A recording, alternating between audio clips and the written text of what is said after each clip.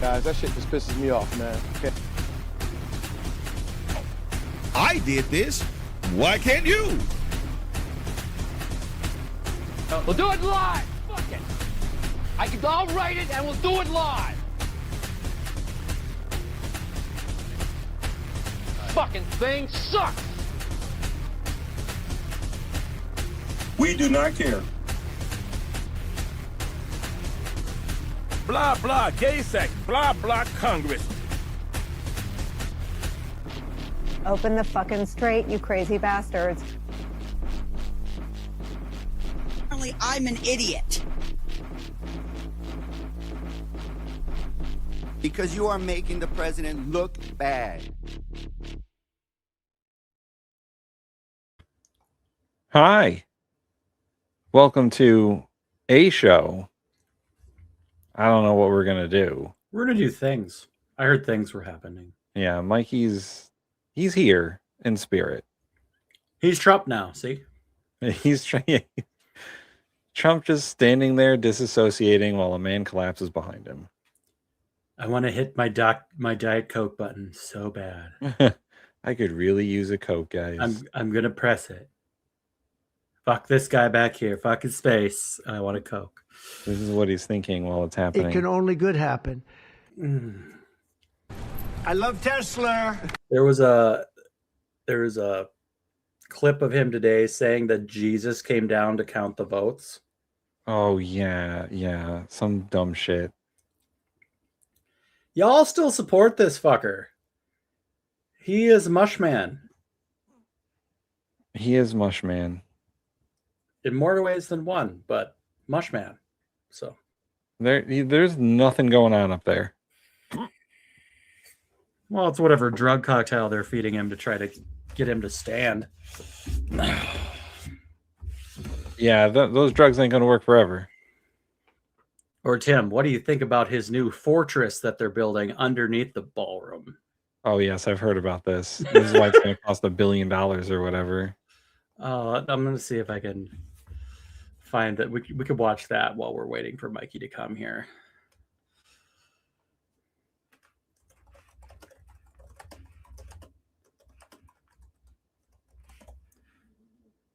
There's even some Republicans out there who are like, I don't really know about this slush fund thing.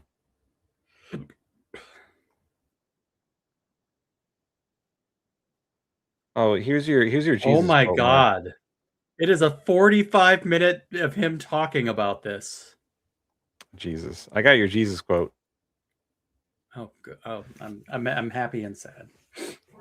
Their report on the last election on why you won and Democrats lost. One thing that it mentions is how they failed to reach Middle America, Southern Americans. Do you think they've learned lessons from that election, and have you seen that report? I think the elections are so rigged, and we have to do something about it, and we're going to do. You won, bitch. But we cannot continue to have, and frankly, the Senate and the House, they ought to get together and they ought to pass the Save America Act so that you have a voter ID, and it's so important. You have proof of citizenship, little thing like proof of citizenship.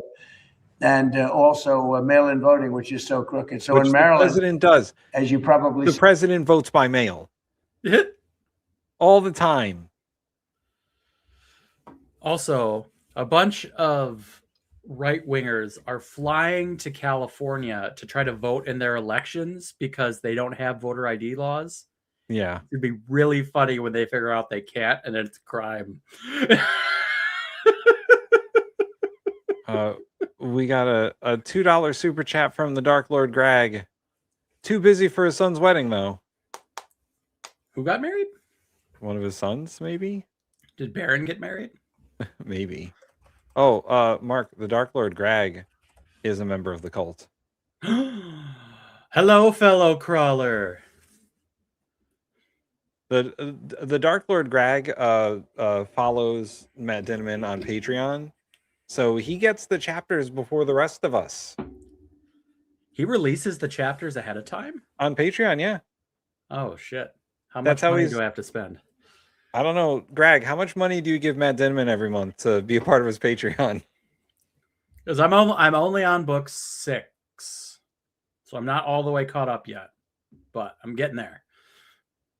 I finished Parade of Horribles, and it is a dark book.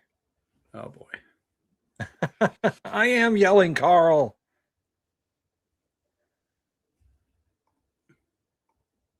Wife, are you using my account?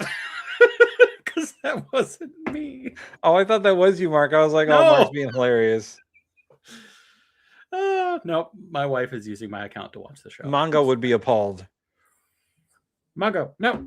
Stop molesting Mongo. Greg says, I think it's like $5 a month, but I might drop to the lower tier. So, Mark, on Patreon for $5 a month, you can get the chapters for book 9 ahead of time. Now they're not finished chapters, but the basic drafts of what he's thinking of. And apparently that's how he's always done it. That's how he wrote the entire series. Is he started out on Patreon or whatever, and I forget what book he got picked up by the publisher, but it wasn't book 1 or 2. He self-published the first couple of books. Well, and I was watching some interview with him. He sold the rights to the books to be published and share the profits whenever, but he made the deal so that he would keep the rights to the audiobooks. Yeah. Which I think is probably where he's making his millions now, because everyone loves it. And we're buying it. There we go.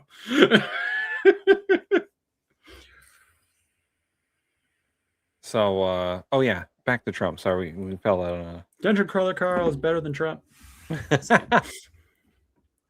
Carl is better than Trump. Prepotente is better than Trump.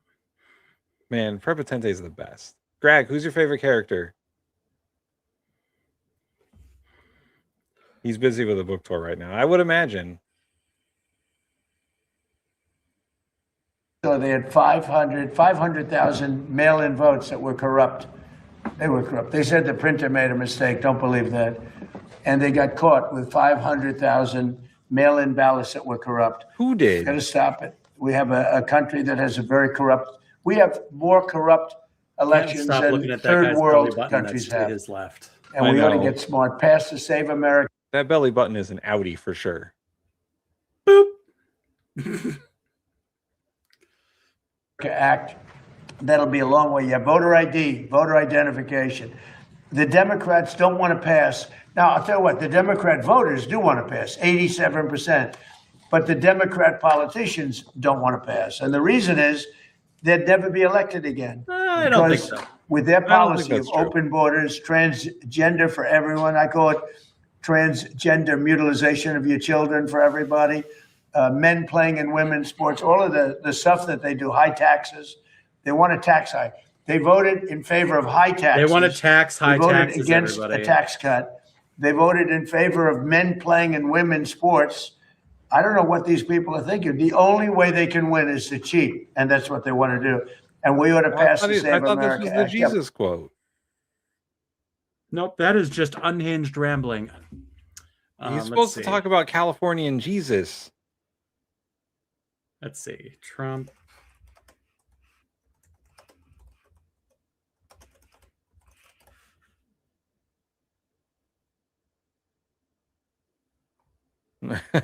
Tons of my says, did you get your transgender yet?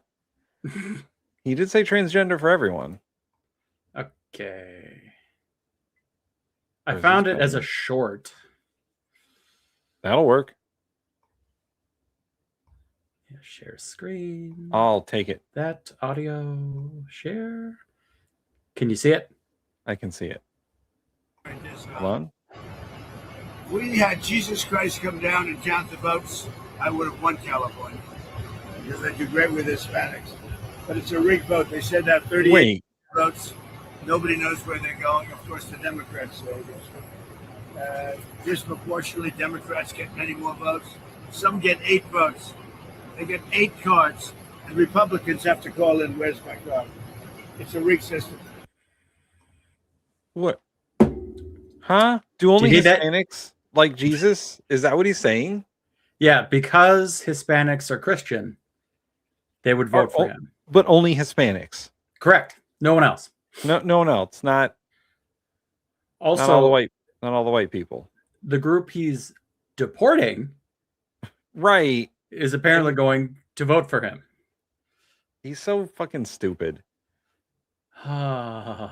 Play it again. Play his dumb shit again. Come on.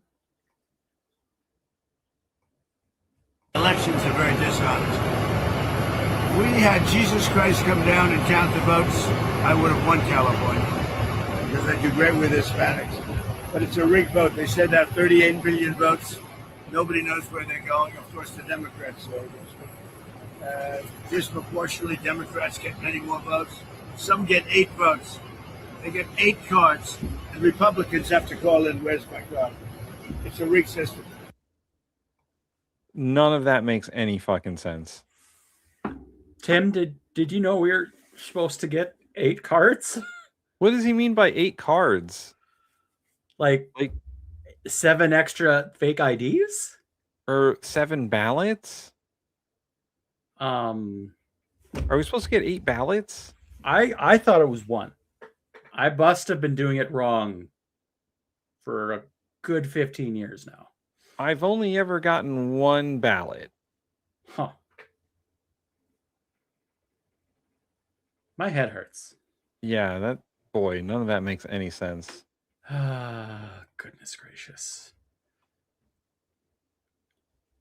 Ooh, Oh shit, Mikey's back. We gotta stop talking about him. Shut up, Mikey. What? Gotta stop talking about him. Mikey, did you know we're supposed to get 8 ballots? Let me turn down the stream where I was listening to everything you said. Let me turn that down real quick. Yes, 8. Oh, well, at least one of us knew. I vote for my person 5 times.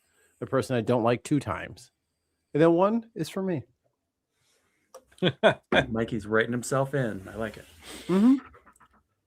I got an outside chance.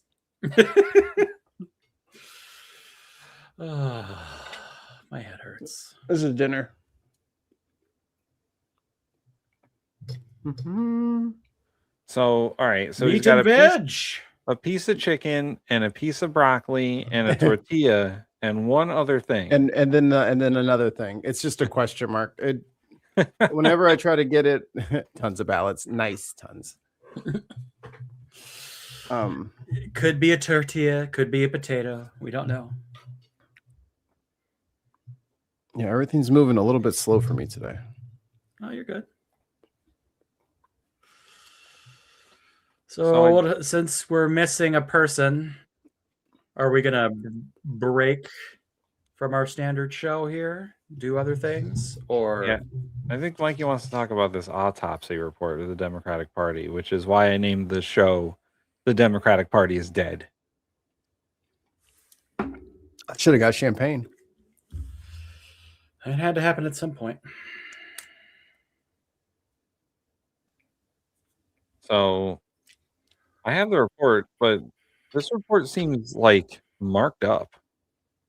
Like I didn't do it.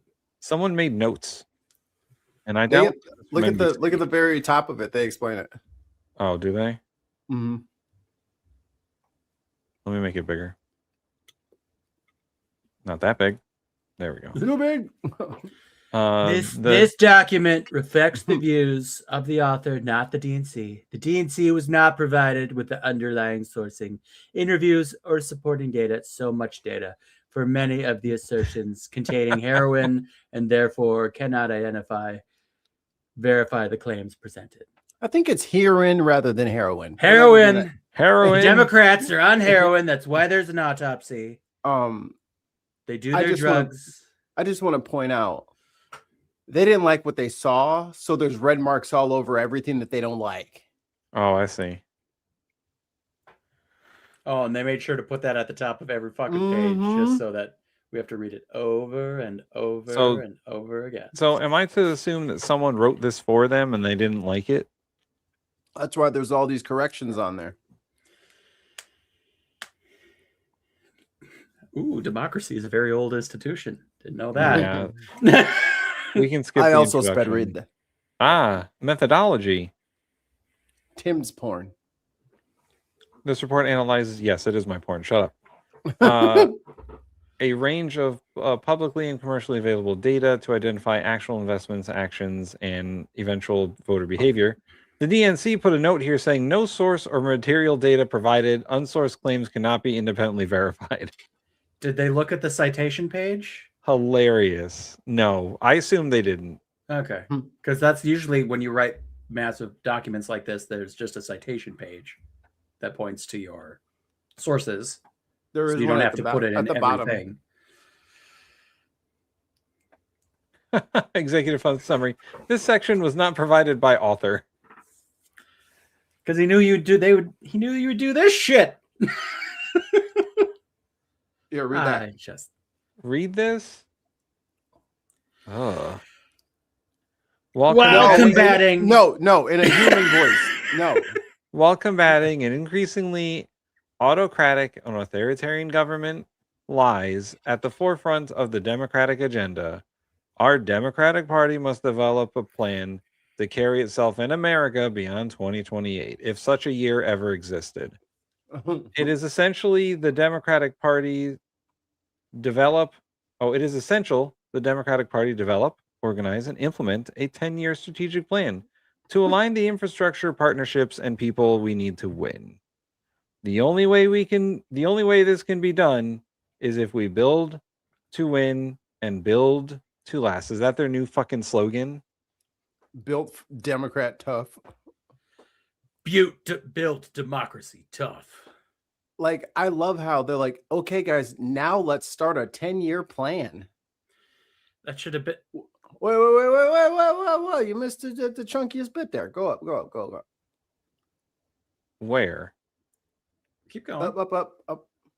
I read that part. No, you read that first paragraph. You read the first paragraph. Can we read the whole thing? Timothy, this is what we're doing today. We're reading. Timon, stop it. Democrats need a new forward-thinking electoral strategy focusing on more than who or what is on the ballot and addressing how Democrats can reconnect with Americans at every level across our country. We must organize everywhere to win anywhere. They paid this motherfucker more than we'll make in 1,000 summers. And this is the fucking analysis that they've come up with. We should win. Thanks. Great. We should get more votes than the other guy. Thanks. Thus far. Here's my plan. Yeah. Free healthcare, free education, tax the rich, cut military spending, publicly funded elections. Yeah, that pulls at like 75%. And why don't we term do it? limits? Because term limits. That'll be tied in with the public 85%. No, guys, we need free to win. candy. 92% everywhere. Free candy machines. It's going to be really shitty candy, but it's going to be free. Free Werther's Originals. Well, since we have to read the whole thing, winning anywhere means providing for a renewed focus on the voters of Middle America and the South, who have come to believe that they are not included in the Democratic vision for a stronger and more dynamic America for everyone. They're not. Millions of Americans are suffering from poor access to health care, manufacturing, and job loss, and failing infrastructure, yet continue to be persuaded to vote against their best interests because they don't see themselves reflected in the America of the Democratic Party. We can do this because we've done it before. What, in 1960? In 1989, after losing 3 straight presidential campaigns, our party refocused the conversation around policy and purpose to reclaim the vital center of American discourse. Oh boy. Oh, then that understanding the center is where most people live. Nope, hard pass.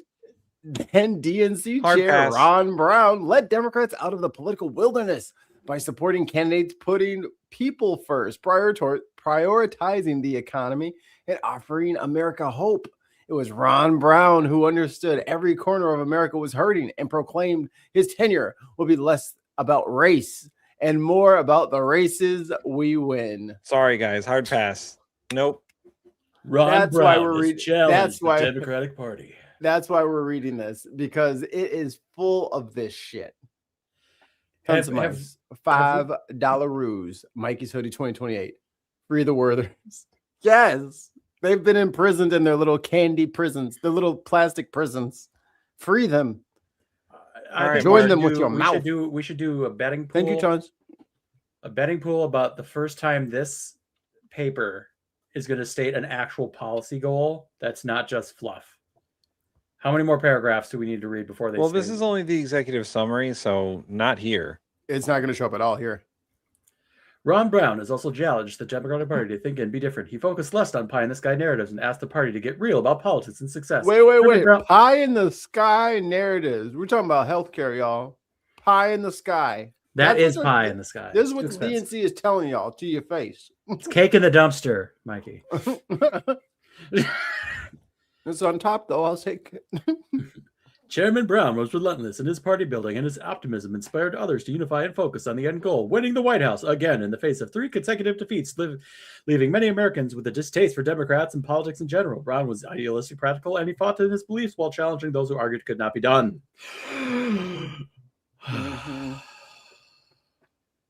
This is what, look, as easy as these fucking midterms in this next 2028 is going to be, look at how they're already fucking trying to lose this shit on purpose. They're already trying to fuck us. Under his future-focused directive, Democrats were able to win the governor's races in Virginia, mayoral races in New York City, and elect Bill Clinton,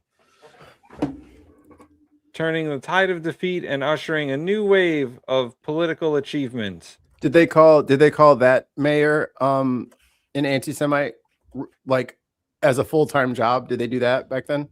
No. I don't know. Who's mayor in 92? De Blasio? David Dickens. Well, Dick is in his name, so. And he was then followed up immediately because he didn't win the re-election. Rudy Giuliani won next. Rudolph. So they won the New York mayor's seat and then they lost it. And then 9/11. Make of that what you will.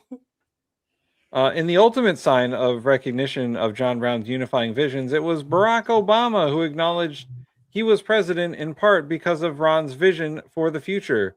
Because of the example he set, because of the organization that he brought to the Democratic Party. Oh, look, here's a citation that the party is ignoring. That wasn't sourced anywhere. That's not real. Yeah. Finding our way back to this level of success will not be easy, and it will not happen overnight. But the reason we will win is twofold. The first is what we do not plan to advance, is that we do not plan to advance alone. Winning anywhere is a shared mission and the purpose of the DNC and its partners. We will do the hard work. Running against every fucking progressive they can find. Mikey, they will do the hard work. Yes, they will. Yes, they will. To reassess our strategies, our messages, and our targets. Nancy Pelosi, 2028. Woo! And we will challenge our partners, including labor and other progressive organizations, to hold us accountable as we move through the next 10 years. Except the blacks and the gays. You better shut the fuck up. And Muslims, I better not hear a peep out of the Muslim corner. Secondly, white Democrats only? Exactly. Secondly, and very assumedly, once we win, we will ensure our newly elected and re-elected officials move consistently and decisively, which is not something Democrats ever do, and to instill faith and confidence in the American voting public. The rage of the voters, stoked daily by information silos, talking heads, and even... Are we talking heads? Yeah. Okay. And even politicians has contributed to the most Americans having the lack of confidence in both parties. I was just talking about this. Democrats. We rebranded the show, not to interrupt you, Tim, the Talking Heads podcast. That might already be taken. For sure that's taken. That's got to be taken. Talking Heads. Oh, you're on it. Podcast. Democrats 3,000%. Accept it is more important to deliver on what they promise than make sure our constituents are aware that we are fighting for things that they care most about. What? Wait, Democrats must accept that it is more important It is more important than to do what? It is more important to deliver on what they No, promise. it doesn't. Stop. It doesn't say that. Your dyslexia is kicking in. It doesn't say that. You're making it make sense. It doesn't make sense. Democrats must accept it is more important than to deliver on what they promise, and then make sure our constituents are aware we are fighting for the things they care the most about. That is bad English. Like you ChatGPT wrote this. Yeah, like you were fucking it up, but you were fucking up because it's fucked up. It's wrong. Oh, let's move on to assessing the state of the party. It's going somewhere. There are always hot takes after an election. Well, hot takes will lead to mistakes if we do not take the time to thoroughly explore what occurred, what worked well, and what should have been done better. We must be careful to draw the right lessons from this experience and not miss opportunities to identify and build upon some of the positives from the 2024 cycle. Yes, positives? Many are deeply angry with the outcome of this most recent national election. You don't say. They feel cheated, abused, and taken advantage of by a broken system. Oh my God. Say it was our fault. They're going to say lots of people are mad about a lot of things. At the same time, we must acknowledge how close the margins actually were. 7,309 votes across 3 districts decided the control of the U.S. House of Representatives. 327,557 votes across 4 states decided the U.S. Senate. And 270,607 votes across 4 states decided the presidency. And then a note from the DNC. The numbers appear inaccurate based on public data. No, I don't think so. It looks about right. That's about right. That's about right. Yeah. Fuck them. Around 0.2% of all ballots cast for the president. Yeah. Popcorn. You guys fucked up. Stepped in it. Who's up? It was. Where am I starting? Start from the 2020 cycle. The 2020 cycle was also very close. A narrow win for the presidency, a narrow Democratic majority in the House, and a tie in the Senate based on a runoff in Georgia. The 2016 cycle was also close at the presidential level, with a split between the popular vote and electoral college, with 7 faithless electors. Was it close for Biden? Yeah, it was close. It was closer than it should have been. It was closer than it should have been. If COVID hadn't been as bad as it was, Trump would have easily won. The only reason Biden got in is because of how awful he botched the pandemic response. That's the only Mikey, reason. remember the perfect phone call? The 11,000 votes that Trump needed? That's how close it was. To the Secretary of State? Yeah. So that if Georgia had gotten those 11,000 votes and Arizona had switched, Trump would be president instead of Biden. Not anymore. Not anymore, but it was a lot closer than Biden would want you to believe. And I hate to say this. Part of me is almost like if he had won, we'd be done with him. Right, he'd be gone by now. Yeah, and he couldn't come back. Like there could not be a way for him to run again. And he wouldn't have assembled this cavalcade of fuck ups. This death of democracy team. Yeah. What's that? The DC heroes that are bad? Suicide Squad. There you go. And he's Peacemaker. This demonstrates a basic truth. That we have been and remain a nation divided. It is not unique to the 2024 election. These hair-splitting margins of defeat may lead some to argue Democratic leadership and candidates may need less changing in their message and approach and more messaging of their ideas for widespread adoption. Massaging. Oh, that's massaging? Yes, it is. Not the word I expected to be in this, but I thought it's messaging, but whatever. This must be Claude. Claude must be have taken this paragraph. I know. Yeah, this is written by AI. The arguments have run nonstop since November 2024 with a better political climate or advancing slightly different policies or with a different candidate, victory could have been assured. No, all you had to do was not hire the fucking consultants. That's all you had to do. Or just listen to them when they're getting it wrong. Like everyone told you were getting it wrong, and you didn't listen to any of them. Just fucking call the Republicans weird. You were winning. It was working. It was working. It was working, and then the consultants told you not to do it. You know, it doesn't matter if the McCains endorse you. We don't want Liz Cheney. You know, you didn't have to pal around with fucking Liz Cheney. Why would Republicans vote for you if they could vote for Donald Trump? Because he's already a Republican, stupid. And the thing is, you can tout that Republicans are supporting you, but then don't just sell out your ideas of trying to fix the country because they're supporting you now. So what's that? You guys like racism? I also want a big ass border wall with snipers every 5 feet. Like what? No, you've been like, thank you for your endorsement. We're still going for universal health care. Fuck you. Like, yeah. But guys, this kind of thinking is denialist at its core.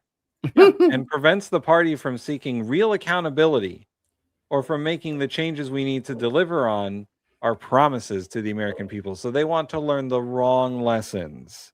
Correct. To grow, we must admit and accept some hard truths about our party. That we're more racist than they thought they were. Problem solved. Did I fix it? Since the high point of the 2008 Obama landslide, we have received nearly 10 million more votes than John McCain. The most the Democratic Party has vacillated between stagnation and retrogression. In doing so, we have lost the confidence we once received from everyday Americans. The election that's the reason. Yeah, no, that's totally the reason. And the election shows the result. In the 16 tumultuous tummy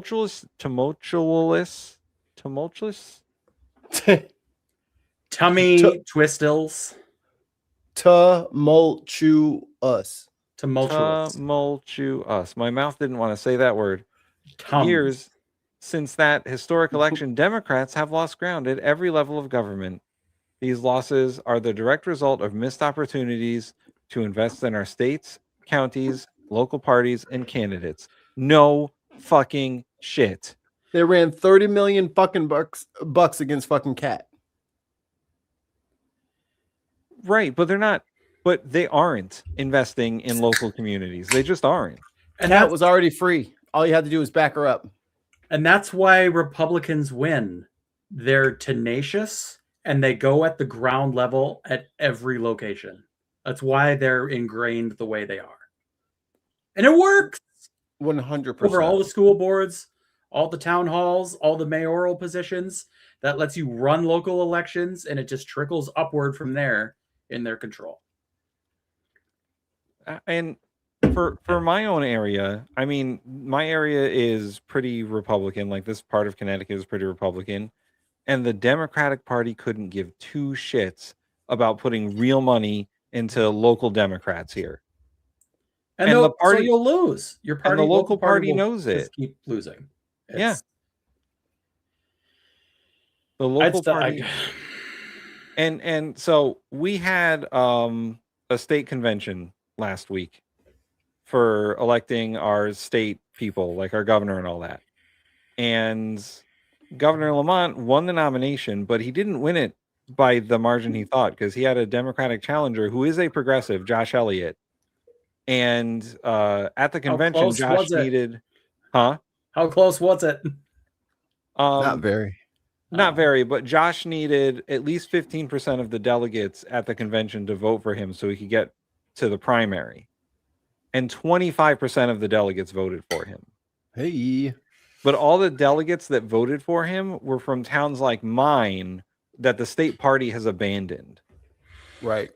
Yeah. And so the governor's campaign was freaking out when he was starting to get like 25% of the delegates because they weren't expecting that. And so now he gets to go to a convention, or he gets to go to a primary with a bit of a boost. It's the first time that a Democratic governor has had a challenger in 40-something years who could reasonably compete. From the left, no less. From the left. Go, Josh is a progressive. Go, Josh. He's got this. Josh Elliott. The state party is, and the people in my DTC are frustrated that the lack of funding and support that comes from the state party. $5 from Tons of Mice. Tim's Hat 2026. The Dems couldn't give two shits. Yep. I'm telling you, man, they want to lose so that they can play victim.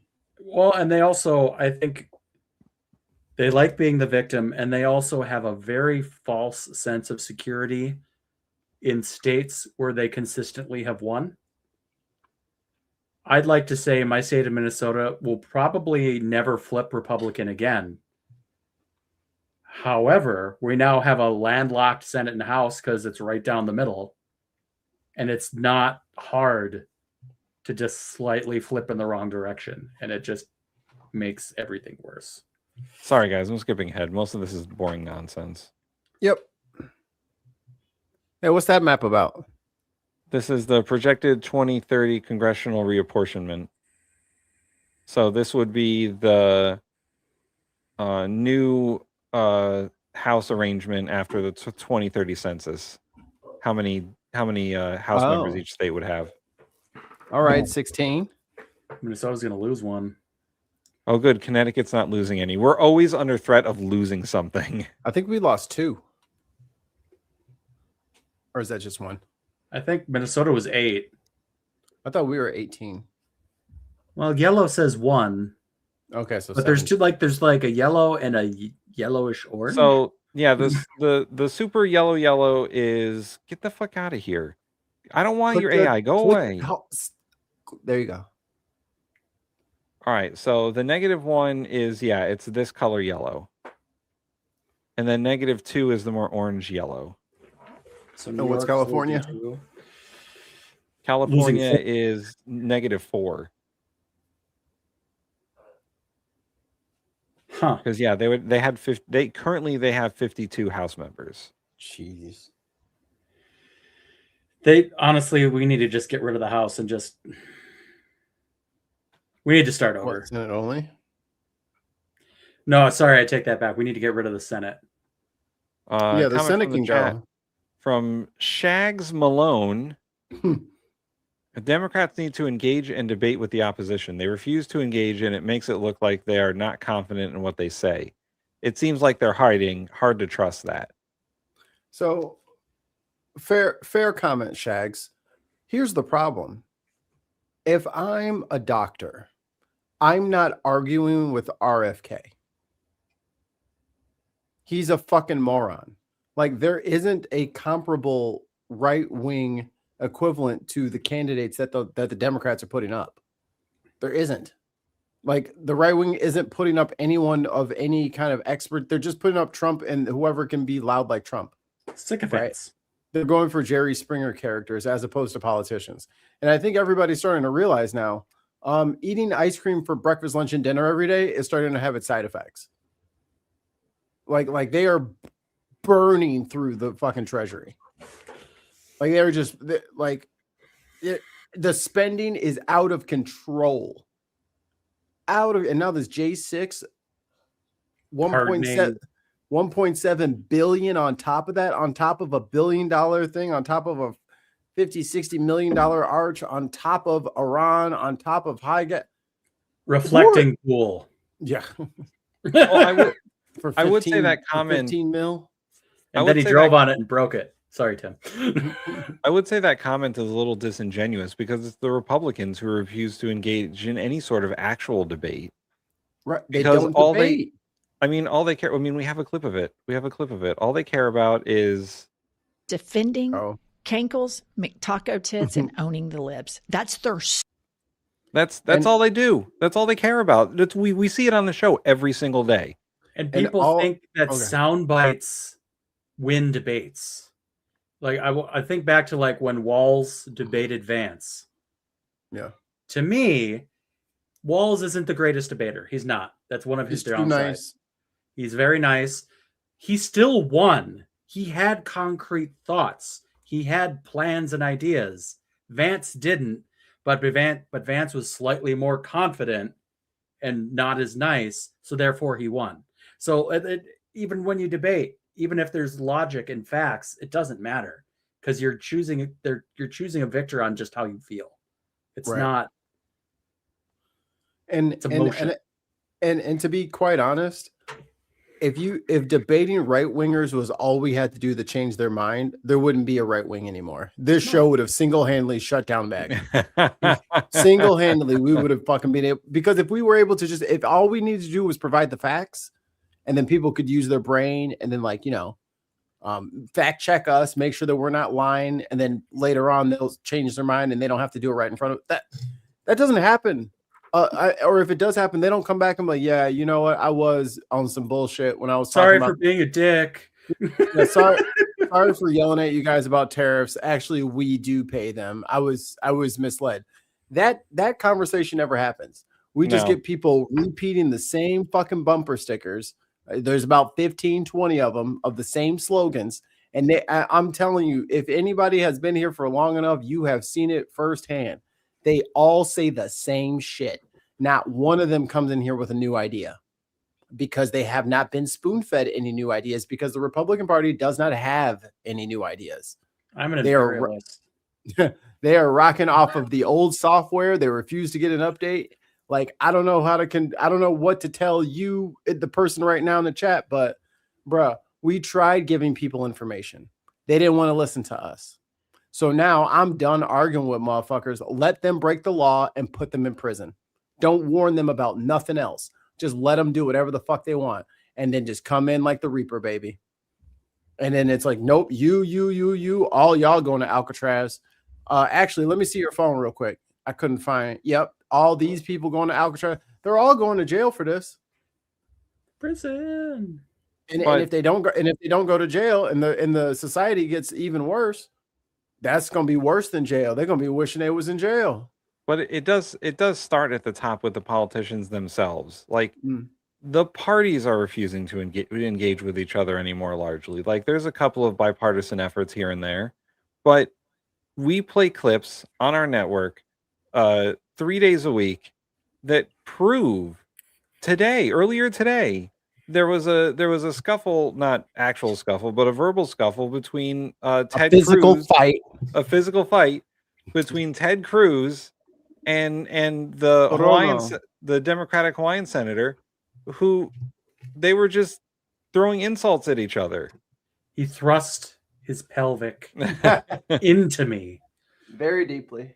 And the parties have descended into rancor. And they're so polarized that they don't do business together anymore. This is the least productive Congress in the history of this country.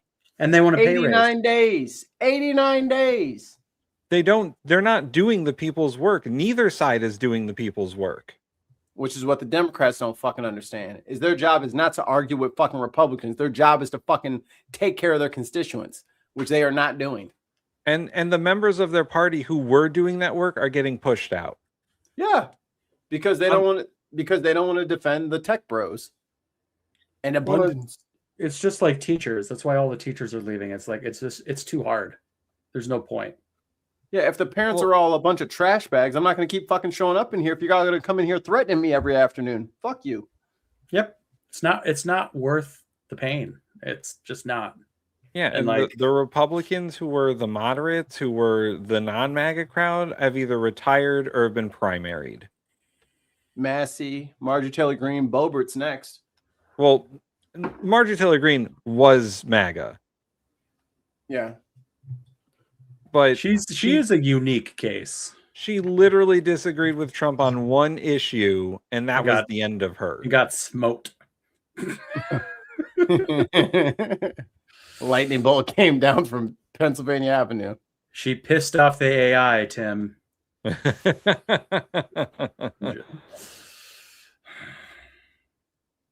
And this person is obviously being disingenuous.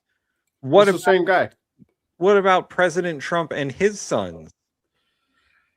And again, and I don't know how many times we have to say this about this show, we're not supporters of the Democrats. Especially it is Biden. Shitty that Biden, through his son, or if his son on his own or whatever, was doing business deals and using political leverage to get what he wants. Fuck them, throw them in prison. But you're also, that doesn't give Trump's kids the right to do that shit either. And they're doing it to the 100th extreme. They are bought and paid for by the Middle East. Yep. They want to turn Gaza into a resort and kick everyone out. Also, like and subscribe. You obviously like the show, so. Yeah, buy a shirt. You know you want to buy a Tim's Hat shirt. But see again, look. We can't debate you because you won't admit when you're wrong.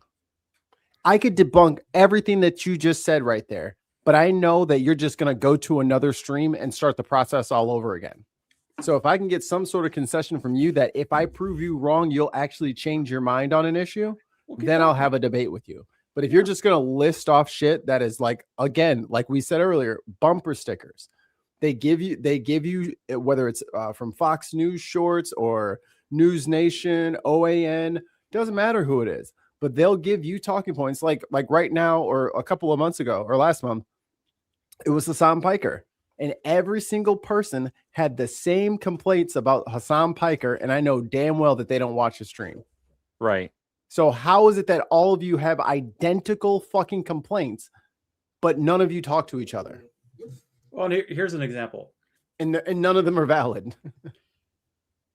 The Republicans really jumped on the train of Minnesota is full of fraud. Right. The state is only fraud. Fuck this state. Look at Which Florida. Fuck you, by the way.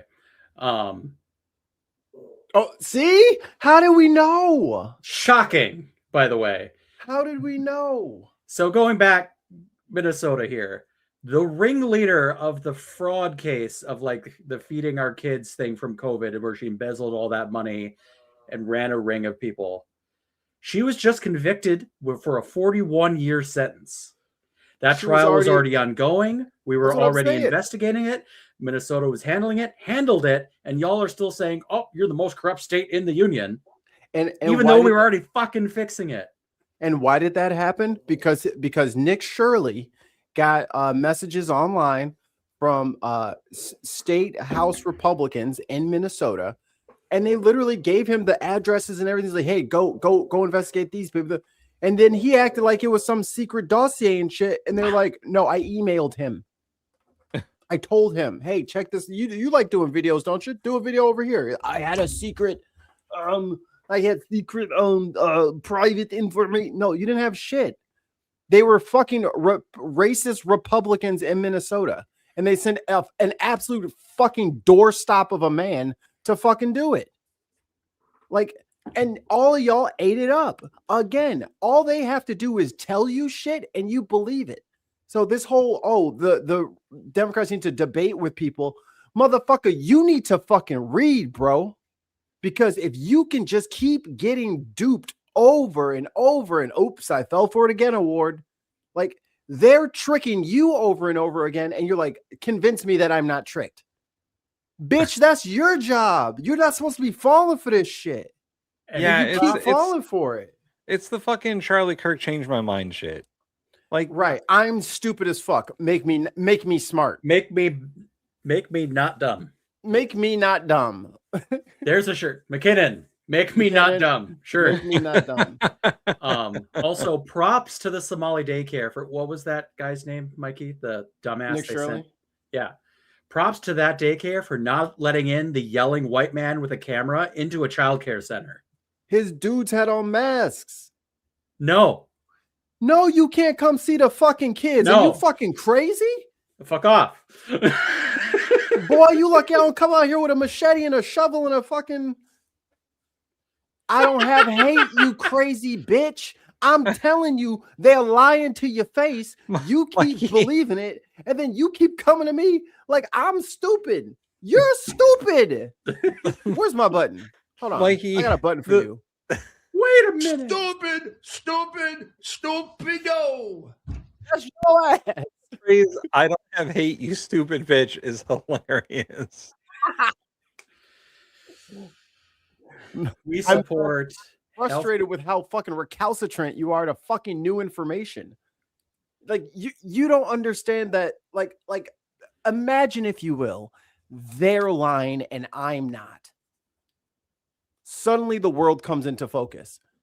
The world is crazy according to their point of view because they're fucking crazy, bro. They make shit up all the time. And then you just repeat it. And then you come into streams and repeat that shit. That's incorrect. Trump has not been arrested. No, I think I was talking about the daycare.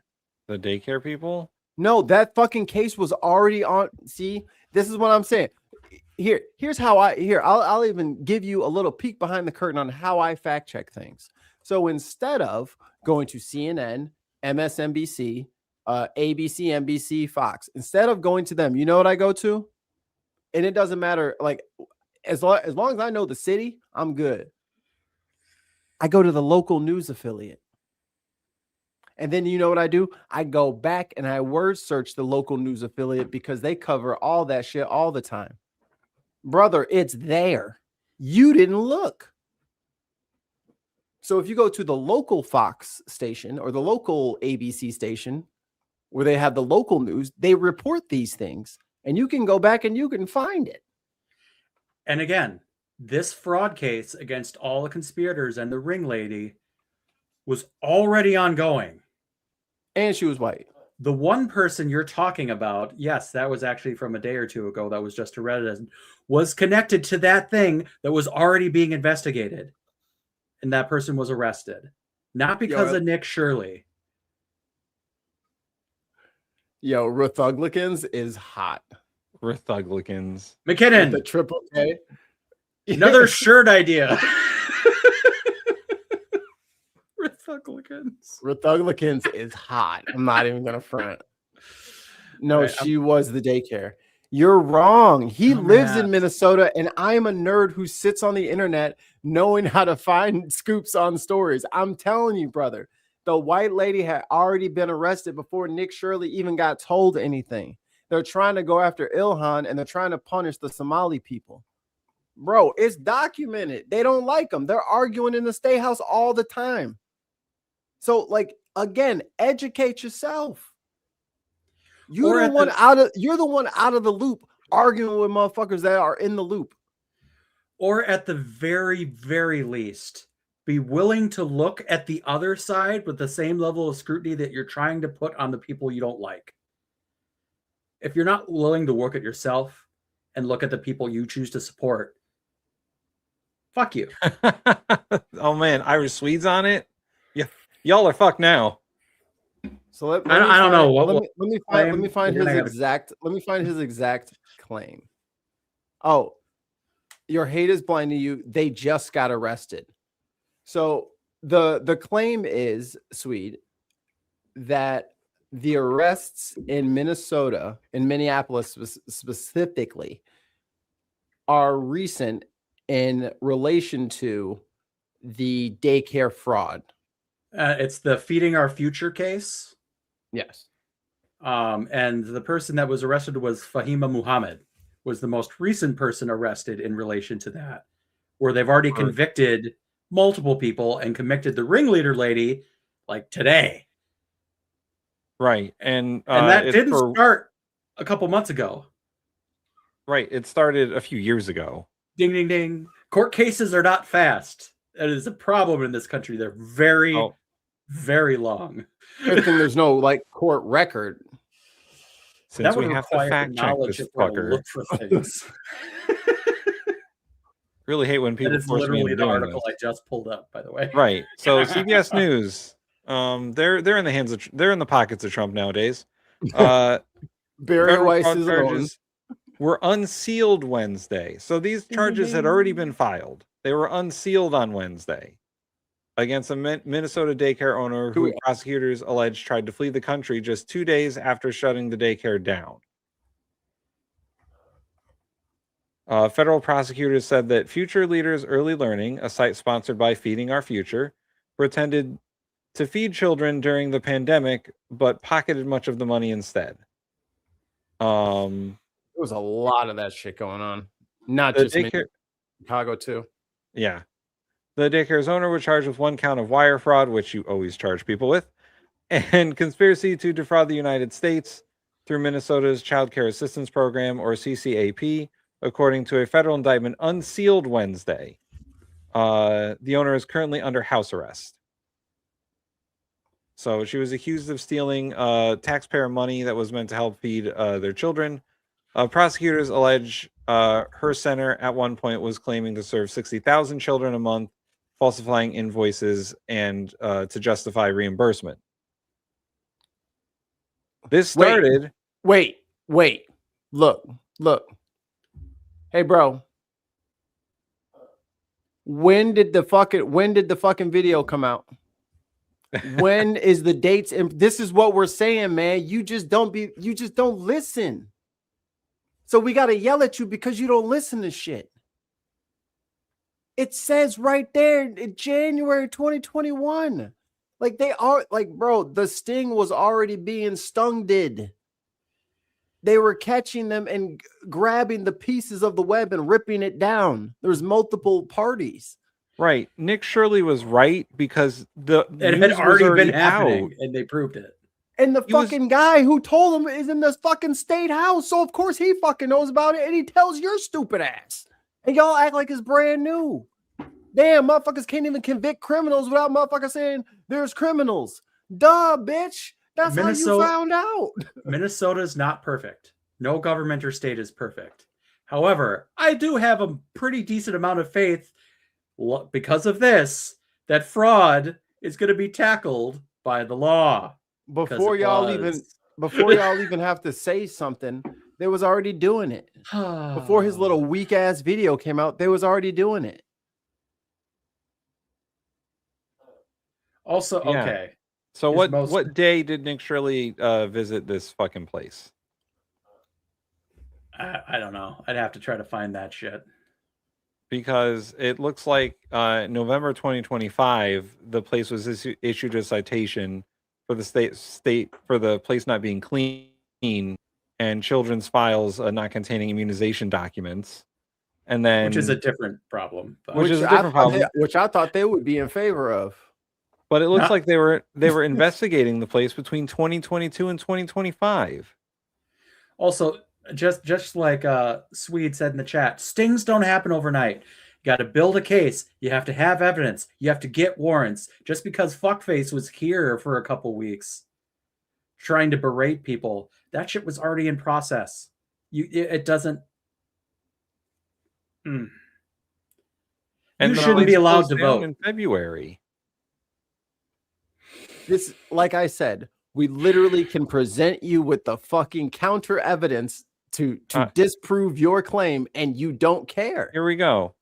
Irish Sweet said Shirley did his thing December 2025. So a whole month earlier, in November 2025, the place was already under heavy investigation. And that's the information told to Nick Shirley to get him to go send cameras over there to make a spectacle of it. Like, bro, this is not hard to figure out. You acting like there's a conspiracy. The conspiracy is that the Republicans wanted to blow this up out of proportion as if it wasn't already being dealt with.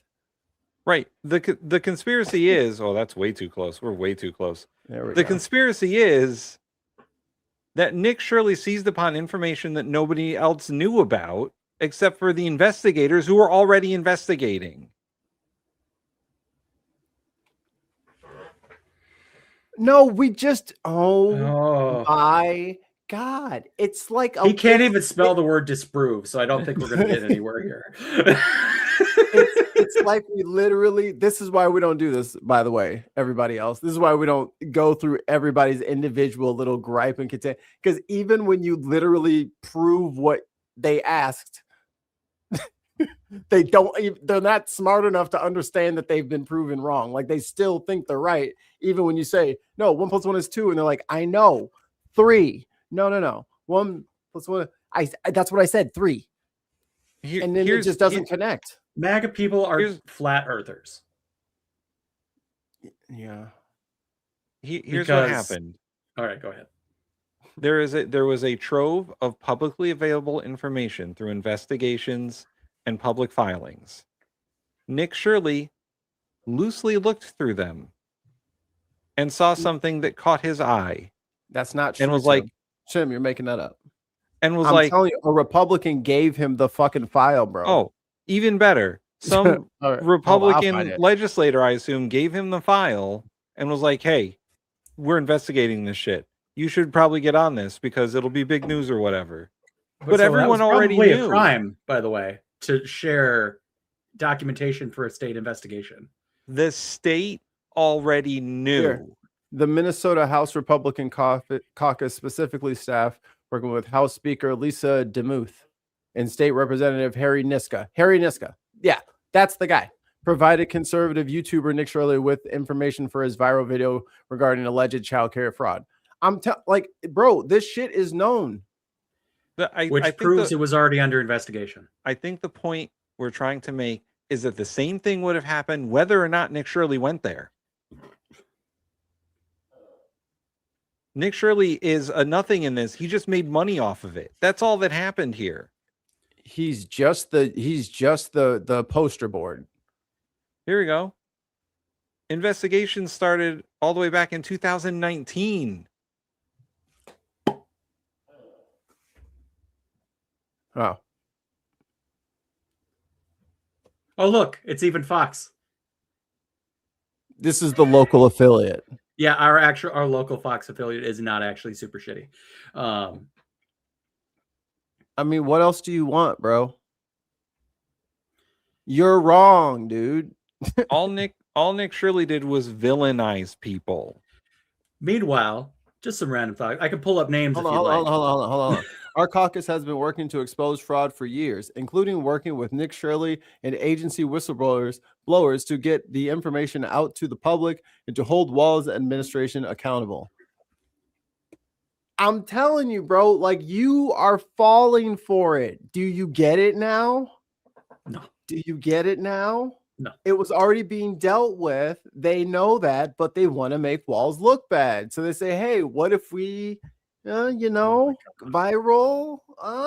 You see where I'm going? But Mikey, they were villains. Okay. All right, let's change this around a little bit. What about all the fraud that Trump has done? He's made $1.6 to $3 billion in profit while being president. What about defrauding his own campaign donors into paying his legal bills? Isn't it Rick Scott, the one in Florida? Yeah. Stormy Daniels. Rick Scott did like $100 million Medicare fraud. He's still walking around Congress. Yep. How did that happen? Well, he's white. Oh, well, so was that lady in Minnesota too. And yet we put her ass in prison for 4 decades. She worked with Somalis, though. The Somalis raised suspicions. Sneaky. Shouldn't have did that. And what about the current fraud that Trump is doing with this $2 billion slush fund that he sued his own government for, which has never been done before? He sued his own government and then forced the IRS into a settlement where he never has to be audited by the IRS ever again, him or his family or their businesses. How is that not fraud against the American people? Because he supports him, Tim. If you support the supreme leader, it's fine. It's You cool. want to talk about weaponizing the DOJ? All right, this person is not a serious person. No, he doesn't want to admit when he's wrong. It's fine. The fact that you keep changing the topic means you are trying to stand on your toe. Like you got nothing. Like it's anyway. They weaponized it. Okay. Weak sauce. That's so fucking. Let's get back to what were we talking about? The Democratic Party's plan. Yeah, about the other losers. Meanwhile, let's go back to shitting on Democrats. Now we're done dealing with this MAGA idiot. Dumb Democrats and moron fucking MAGA. What the fuck are we supposed to do now? I skipped to what happened. Electoral review. No evidence has been provided for many claims in this section. It also says pending, so it's still ongoing. But... They're still not even done yet. Right. Bro, the election was hella long ago. Oh, and then what's his face ended on a racist remark. That's fun. Wow. Yeah. All right. Whatever, man. Fuck off. There's no point in engaging with that person. On election night, the world watched the blue wall crumble to return to Donald Trump to the White House. States which had consistently and reliably voted for Democratic candidates. Execute Order 66. Yeah, you go for it. Including Pennsylvania, Michigan, and Wisconsin voted for Trump, along with Nevada, Arizona, and Georgia, which had all gone for Biden in the previous election. Every swing state and the district Democrats focused on holding onto all swung right, allowing Donald Trump to become the first Republican presidential candidate to win the popular vote since George W. in 2004. Funny they should mention that those swing states. You know what those swing states all have? Independent pockets of Muslim voters. Like in Ohio and in Michigan and in Pennsylvania. Those places have pockets of Muslim voters. What was there anything happening to the Muslims at that time? Maybe some land that they had solidarity with. Beer campaigns. So there is a little citation here from the DNC. All three of these states voted for Trump in 2016 for Pennsylvania, Michigan, and Wisconsin. So, well, I mean, I think, but what this is saying though is that these were consistently blue states. Yes, and now they're not. They're up in the air purple states. Wisconsin has been becoming very, very purple. Yeah. Well, and just like Florida used to be a Democratic state. Texas used to be a Democratic state. 40 years ago. And then they took over local government and election rules, and they slowly whittled it down and gerrymandered it, and now they're deep red. Granted, they've swung more red regardless, but even in the midst of this fundamental shift in the electoral map, there are key takeaways Democrats should consider as they invest in the majority party strategy.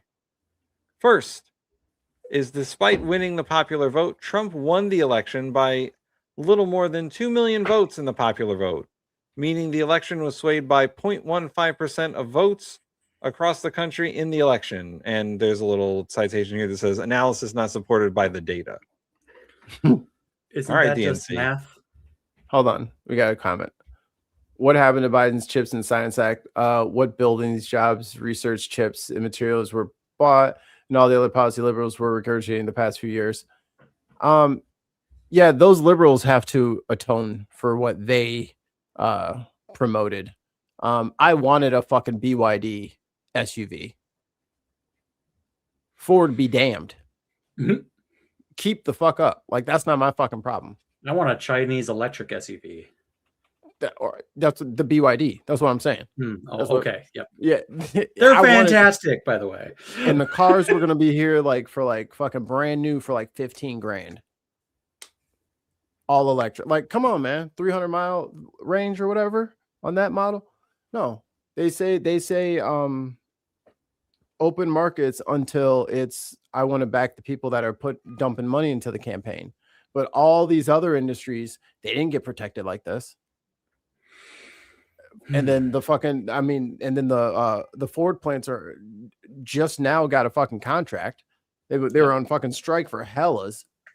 They don't even fucking treat them right. So I'm like, no, fucking let Ford be fucking punished. They need to start making cars that motherfuckers want for a reasonable price. The CEO keeps making more money. The fucking workers make barely a penny more. Just a fun fact about cars. There are now a large portion of do-it-yourself modification videos for new vehicles for people to remove all the extra cameras and tracking so that they can't track you in the vehicle anymore. I love this. This might be my favorite thing. People left the Democratic Party because they were insane. Even now, liberals are leaving the Democratic Party and becoming independent or even turning MAGA. Right. That is sure probably the most unhinged statement I've ever heard. Can you give us more examples other than just a random statement? By the way, what liberal went MAGA? Right. One. Name me one. By the way, here are some of the things that happened because of the CHIPS Act. Samsung announced a plan to build a $17 billion semiconductor factory in Texas. Intel announced building a $20 billion factory that will generate 3,000 jobs in Ohio. Purdue University launched the nation's first comprehensive semiconductor degrees program in anticipation of the CHIPS Act, spurring the creation of 50,000 jobs trained in people trained as semiconductor engineers in the United States. Texas Instruments broke new ground on a 300 millimeter semiconductor wafer fabrication plant in Texas. Skywalker announced plans to build an advanced $1.8 billion semiconductor manufacturing facility. Anakin, no! They have the high ground. In Indiana. This is a floodplain. The list goes on and on and on of all these semiconductor companies and universities starting programs, building factories, building chips in America. And then Trump fucks the economy. It's done plenty. And then Trump fucked the economy. And it slowed it down. And then he tried to co-opt that bill that Biden did as his own, by the way. There are factories being built in Michigan, Georgia, Idaho, New York, all over the country because of the CHIPS Act. Uh-oh. Oh shit. Yeah, I told him number one to make on it, screen. and he said he was working on it. Oh boy. No, I have to Oh my god, yes. Wow. On screen, number one. On screen. It's time to shamelessly plug our merch store.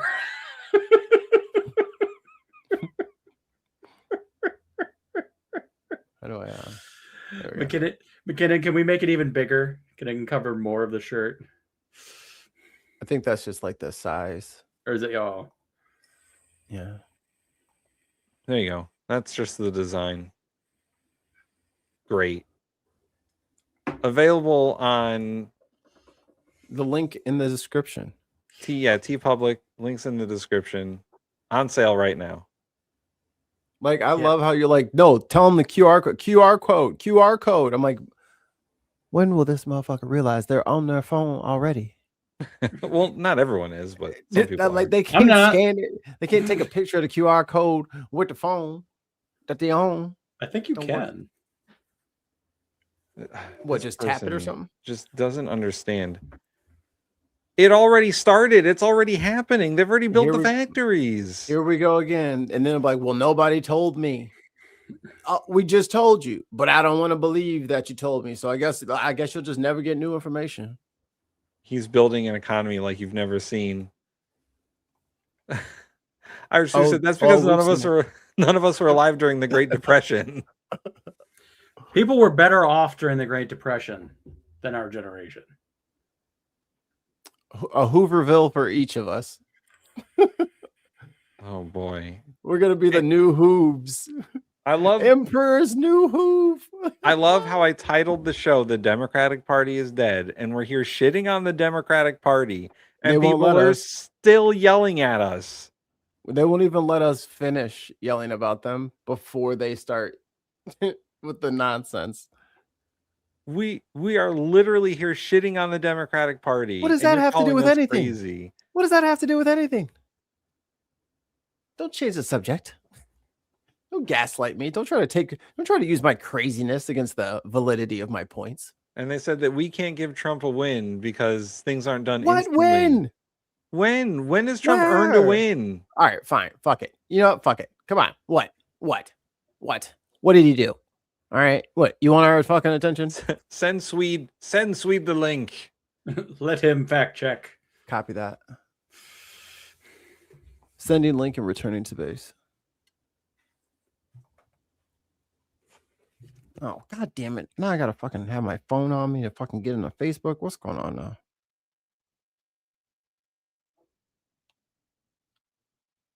I like how they hired this person to write this report and they didn't like the report they got. It's so fucking hilarious. They didn't like this AI generated report.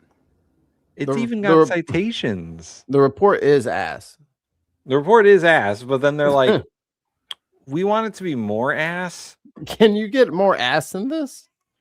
Can you tell us where we were great and not just where we suck?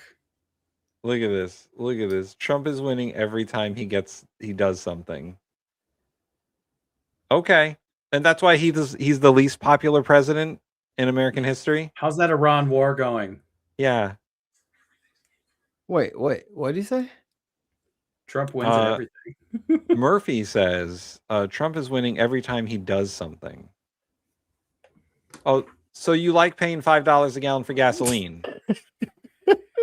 Wait. We have a thing for this. Fuck your face. This is what you like.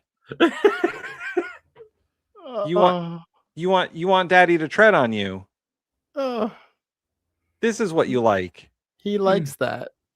They got the embarrassment thing going. Or perhaps you like this. And Mark, would you like to read this one? If I were to run, I'd run as a Republican. They're the dumbest group of voters in the country. They believe anything on Fox News. I could lie and they'd still eat it up. I bet my numbers would be terrific. Donald Trump, People Magazine, 1998. Ding ding ding. Congratulations, you fell for it. Oh wait, I got a thing for that. There you go. Bum bum bum bum. That's that. You see it? I don't know what to do with you guys. You know? Trust this device. Okay, got it. It is. Yeah, I don't know what to do with y'all. Goddamn, Mark, mute. I'm not sure how to deal with. You fool! Not turn your camera. I got it. You don't know. You don't understand. You don't listen to instructions. I literally labeled the show "The Democratic Party is Dead," and we're sitting here shitting on the Democratic Party, and they're still coming at us.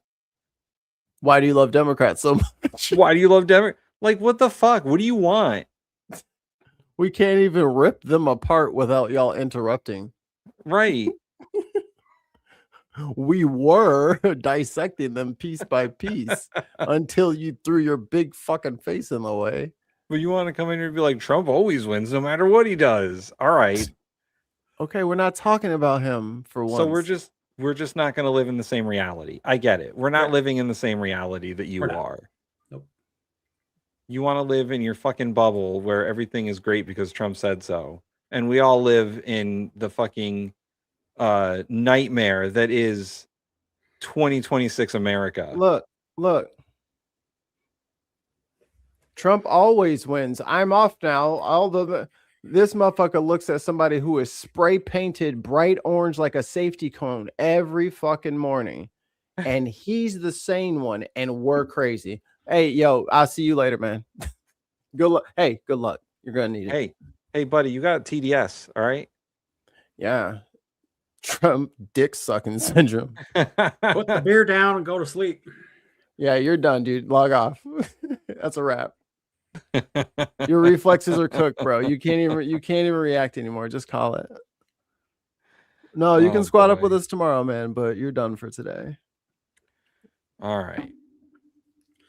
But Stein didn't just win by default. He addressed the exact same problems Harris did not. Wait, No what are evidence we even provided fucking for many talking claims about? in this section. Wait, hold on. We went We forward jumped a little bit. Just don't be just reading shit. What the fuck? Randomly out Robinson's of... Shut up. Stop. Okay, we were here. Read this paragraph. The second... You want speed reading or normal reading? Normal, please. Normal. The second is the margin of defeat for Kamala Harris was among the small... Okay, that was among the smallest in American history. Under the structure of the Electoral College, a handful of swing states are generally determinative in the outcome, meaning the margins of victories in those states are the key to the overall outcome. Tens of thousands of votes in a handful of states returned a Republican to the White House. Identifying where the fight needs to be focused in the future in these battlegrounds and others is a critical early step for the party. So wow, what are they saying? Are they saying less than tens of thousands? Tens of thousands. I don't like, know. What are they claim countries public reporting? That is what the public reporting was. Yeah. It wasn't 100,000. It was less than 100,000. Yeah, it was like 50,000 votes tops. That is tens. Fucking, they're just being assholes. Yeah. See, the report's dumb and they're dumb. Governors, the positive takeaway for gubernatorial races in 2024 is that no governor's offices change partisan hands. Oh boy, that shouldn't know. That's not a good thing. That is a failure. If they would only realize. That's literally not the good thing. You're not learning already. They're not learning the right lesson. Nothing changed. If these there it is. That's it. Nothing changed, and they cheered. If the Democratic governors were still winning their races, hi, sweet, and in the same states, Kamala Harris wasn't winning. That's the problem. The candidate was the problem. Yes, my head hurts. Hi, Swede. TDAD. Tadad. Swede, we're just here trying to figure out what the fuck happened to the Democratic Party, and everyone in the chat is yelling at us. I can tell you exactly what happened. Democrats forgot that people value food on the table more than anything else, and they didn't speak to putting food on the table. And the Republicans are great about talking about that, not delivering, but they talk about it. Though, yeah, Trump in 2016, great at going to Wisconsin, Michigan, and those areas and talking to them about making sure there's a chicken in every pot, because some German guy also used that line. I like how he doesn't not have a book about Hitler that someone gave him. It's the B-side. It's not Mein Kampf. I'm not a newbie. Democrats have been inciting violence and association garbage. I guess that's association garbage that led to Charlie Kirk's death. You're blaming us for that? Wow, I wasn't even there. Yeah. What the fuck did we have to do with a fucking Utah Christian college rally? I was on break. That was what was it? It wasn't an exploding microphone now. Isn't that the current? Oh, but that was us too, huh? You better get your story straight. You worried about the wrong yard. Your yard is full of snakes and is on fire. Pretty sure they did a ballistics report on like the rifle they said did it would have been like, well, that would have probably blown him apart. It was a 30-aught. It would have destroyed the whole back of the stage. Yeah, 308 would not have. 308 would have. It would have blown him apart, but the exit wound would have been substantial. It just did. It didn't. It doesn't work. And no neck bone would have stopped it. We would have been able to throw a lemon through there. Roll a skee ball. Yeah, the entry would have looked very similar to what you would have seen, what supposedly people saw. The exit on the back end would have been horrific. I think we came to a similar conclusion in reading what we read of this report. It's AI slop. Mm-hmm.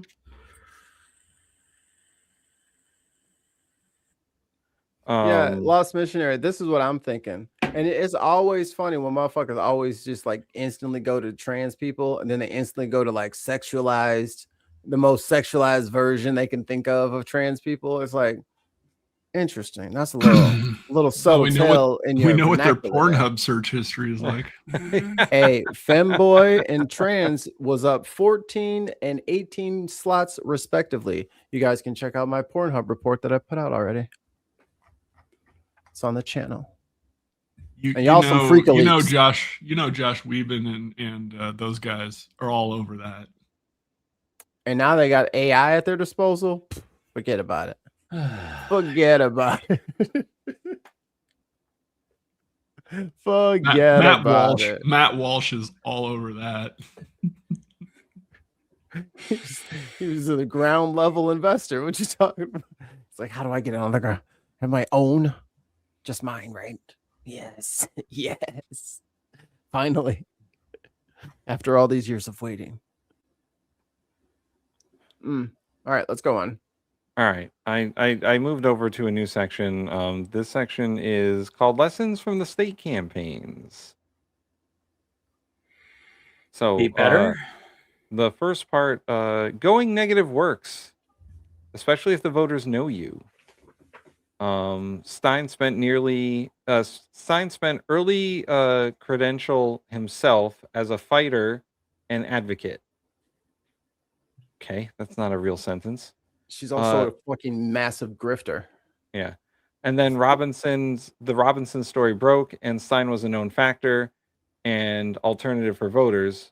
Pounding the negative on Robinson ensured Stein would never break through. This is talking about the North Carolina race. Okay. Robinson, I don't know what the fuck this is about. So Robinson, do you remember the Republican, the black Nazi dude? Yeah, the black Nazi dude. So that's what we're talking about. Oh, this isn't Jill Stein. No, not Jill Stein. The okay. Current governor of North Carolina, Stein. Gotcha. The national campaign didn't effectively drive Trump's negatives, and the White House did not effectively support Vice President Harris over 3.5 years to improve her standing before the candidate switch. They didn't know that they were going to do that, guys. According to them. Like, even though he said I'm a transitional president, which means year 2 he should have been out the fucking way and off the camera pretty much entirely, and Kamala should have been out in front. I mean, she should have been a statesman doing the job and not campaigning, and she should have done all the campaign work. No, in the 732nd day, when it was apparent that his mental faculties were gone, he should have resigned. He should have. After that debate, yeah, that was a wrap, dude. Yeah. They should have never run him. And he could have walked out saying, "Hey, look, I stabilized things. Things aren't great. COVID's still a thing, but it's better. We've got things, at least trending in the correct direction. A lot of the initiatives, the infrastructure, the inflation reduction, all that stuff was either in the pipeline or ready to go or passed. Yeah. By that point, and we could have really, I guess, been completely honest with ourselves as voters as to what was going on.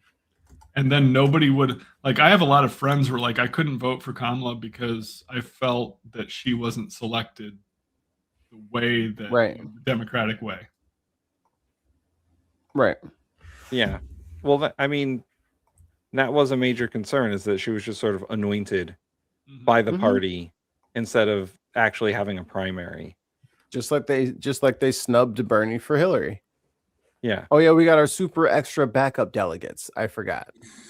Oh yes, the super delegates. And Biden really in 2020 should have campaigned on the, hey, look, I'm old. It's going to be one term. I'm out. One and done, baby. I am here to stop what's currently going on with this, maniac. You guys, Democrats, you have 4 years to figure this out. Right. And to plan, we're gonna get this right. I am not running for re-election. I'm done. And then should have also doubled down on Trump's criminal activities and fraud and got those cases running. Oh yeah, Merrick Garland is to blame for a lot of shit too. Yeah. Yep. And Nancy Pelosi. Don't forget Nancy, because she didn't want the National Guard standing out there when every fucking intelligence agency knew about them all, mounting up to fucking all the hotel rooms booked, and then all of them gassing up and coming out there in a big swarm of people descending on the Capitol. Our agencies knew, but they weren't given the order. I very much love that now all these fucking insurrectionists got pardoned, and now they're going to get money. They're no longer Antifa. One of the things that's interesting though is a lot of the ones didn't get pardoned. They just got their sentence. Hey, sweet, do me a favor. Lean into your mic a little bit because you talk away from it sometimes. Oh. They got their sentences commuted, not full pardons for a lot of them too. And so they're like, yeah, I got to go home, but this felony is still sitting on my record. Something at least. Oh Well, it's man. gone now. Did someone in our chat just do what about her emails? Oh my God. Dude, get fucking over yourself. And here's the thing though, is we have a completely weaponized DOJ right now. Where are the charges then? I mean, they could easily can't come up with any. They could easily be charging people with stuff. They could easily be charging Clinton with stuff. Why aren't they? They tried. The juries throw them out because there's no evidence. For DC. Well, I'm asking the Yahoos in chat. Like, go ahead, Mikey.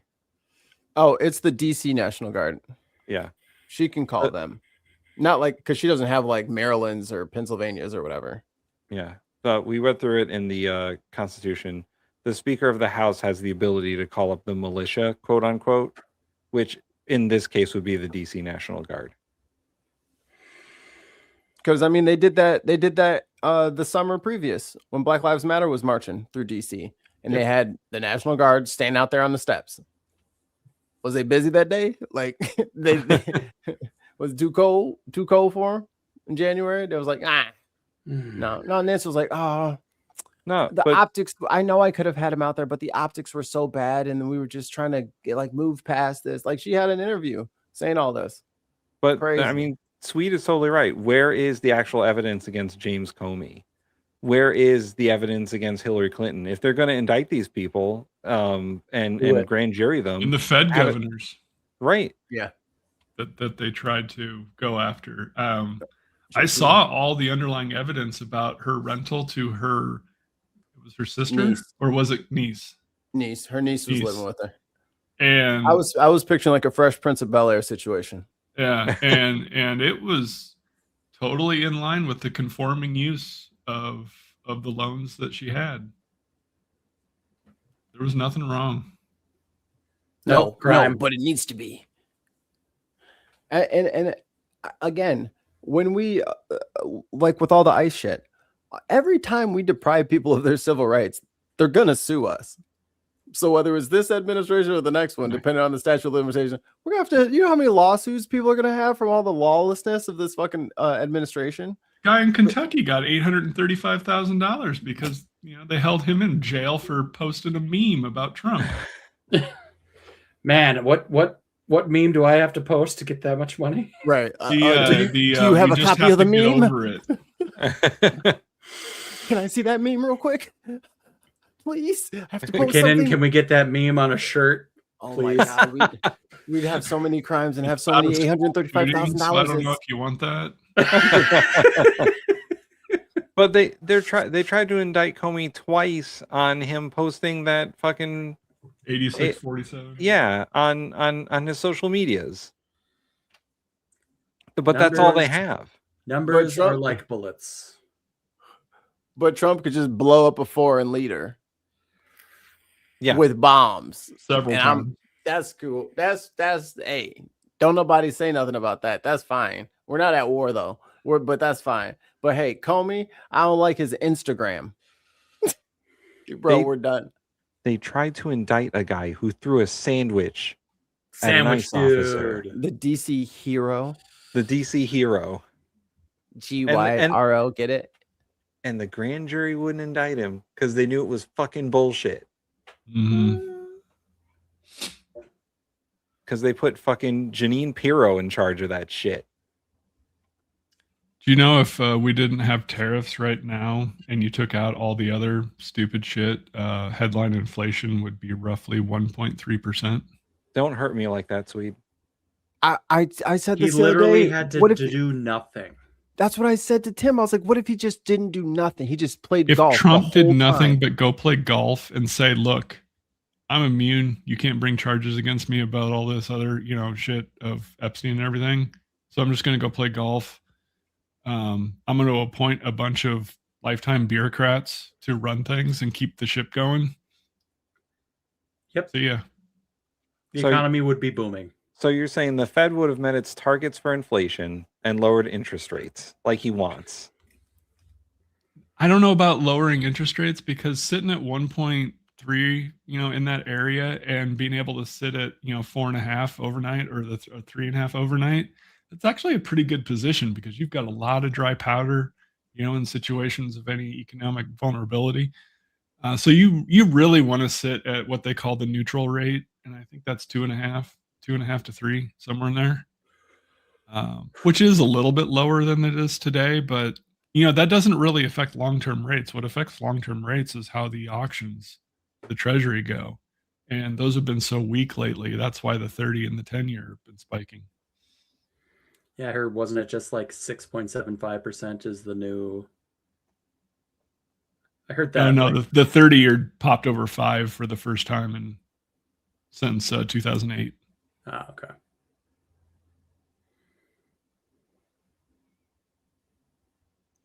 Oh my God, internet, not again. Oh, Mike is frozen. Why? You wanted to do something? Too Well, bad. why? I have really good internet and a fucking gaming PC. Stop it with the fucking Chrome. The gaming PC is multi-core or is a single core for doing this stuff. You need multi-core. I do have multi-core. But it's only for gaming. Yeah, you got single core for a video. I'm gonna fucking kick this core in its teeth. We have responsibility, Terry. We did not have any accountability for what was going on there, and we should have. This is ridiculous. You're going to ask me in the middle of the thing when they've already breached the inaugural stuff that should we call the Capitol Police? I mean, the National Guard? Why weren't the National Guard there to begin with? Because you didn't do it. Because you could have called them. They had sufficient resources. No, that is not a question of how they had, but they don't know. They clearly didn't know, and I take responsibility for not having them just prepare for more. She admitted that she should have done more. Like I said, it was her fault. She said it was her fucking fault, but whatever. If I say it's her fault, it's bad. She says it's her fault, it's good. Okay.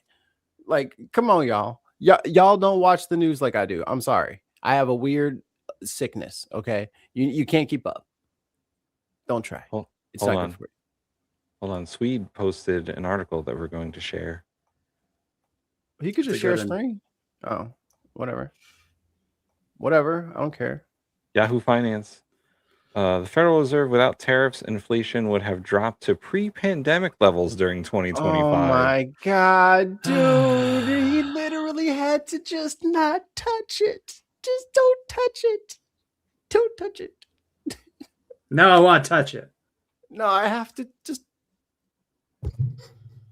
Everything he touches falls to shit. He had to. Donnie, you're going to fucking go down in history as the greatest businessman ever. All you got to do is, I don't know, have some Shut golf. up and golf. I don't know, have some golf tournaments. He was like, they'll see me golfing. I know what I'll do. I'll bomb her and steal the presidency. Anything to keep anyone from seeing his whack ass golf swing. As of February 2026, the tariffs can explain the entirety of the excess inflation in the core goods category since January 2025. Wait, Our I have a estimates... button for this. I believe Stupido! I believe two of those economists are not friendly to the liberal side of the world too. Our estimates indicate that tariff effects on prices gradually build over time, with the cumulative effect 7 months after implementation, consistent with our theoretical measures of full dollar for dollar pass through. Paul is a shame. He's shameful. Shame for display. The study for those that have played Shogun Total War. Oh yes, one of the best. What's his name? This guy? Bill Paul is a shame. Jim Cramer. He's shameful. Yeah, where is Jim? Let's see what Jim Cramer's talking about. It's probably nonsense. He's mostly nonsense. He's Jim Cramer. The fact that Jim Cramer's still alive kind of astonishes me a little bit. His heart must be made of like whatever Sweet's got. After Kissinger lasted as long as he did, nothing should surprise us about the evil people in this world. Trump is still here. Facts. The article goes on to say, without the price increases caused by the tariffs, price increases for household consumer goods would have fallen below pre-pandemic trend lines for the Federal Reserve study found. And here is a graph that shows that. Fake news. Fake news. I want you all to look at that line and notice that 2024 mark right there as far as it being under the pre-pandemic level. Who was president when it had returned in 2024? Who was that again? Oh man, Obama? Nope. It wasn't Biden. Man, he got voted out. Data, man, data just. Play the data dumbass button. Oh, gotcha. Hold on. Got your data dumbass. Y'all we just could be being living nuts right now because you forget your own history. We could be living in this world right here, dude. And I would have a BYD and some solar panels to charge it. We'd all have new houses. No, I don't know. No, maybe not the housing market. No, the housing market would still be ass, absolutely horrible. But we wouldn't be paying $15 for a goddamn Big Mac. Facts. However, I don't believe that DDR5 prices would be where they are. Oh, definitely not. Man, I was looking to upgrade my. No, you wouldn't. Too. Not no more. Nope. I have a Ryzen 7 5800X, and man, I was like, man, a 98, X3D would be great. Mm-hmm. I will draw your attention to the following statement. A paper published in February by economists from the Federal Reserve and Columbia University showed that Americans are paying 94% of the tariff costs. Other studies from varied sources found similar results. One recent paper looking at wine tariffs from Trump's first term found that consumers actually paid the full cost of the tariff and then some. So, Swede, in your opinion, will the American taxpayer see any reimbursement for tariffs, or will it all go to the corporate sector? It's all to whoever got the. Now, Americans will, if they ordered something off eBay from Japan and had to pay it, as a part of receipt, then yes. But whoever has the receipt from customs will be able to claim. I also I told y'all wouldn't get no tariff check. You wouldn't get no Doge check. You're not getting nothing. He doesn't have to win the re-election. He doesn't have to give you motherfuckers treats. He doesn't have to give you shit. He's just stealing now. I also like the following statement.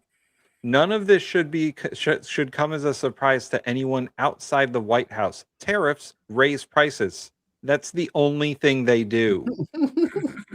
And to be fair, that's a good thing. If you want to use a targeted tariff against a bad actor country or a bad actor, of some nature, Russia. Then raise the like prices to make it untenable to create for them to create a market for their goods. Well, that's what Canada was doing with American milk. No, it's okay. So there's two different types of tariffs. There's flat tariffs, which is what Trump is using, and then there's quota rate tariffs. quota rate tariffs are you can import up to X amount tariff free, and then after that you pay a tariff. And what Canada did was they took our normal median exports per gallon exports, basically said 20% over that is your quota rate.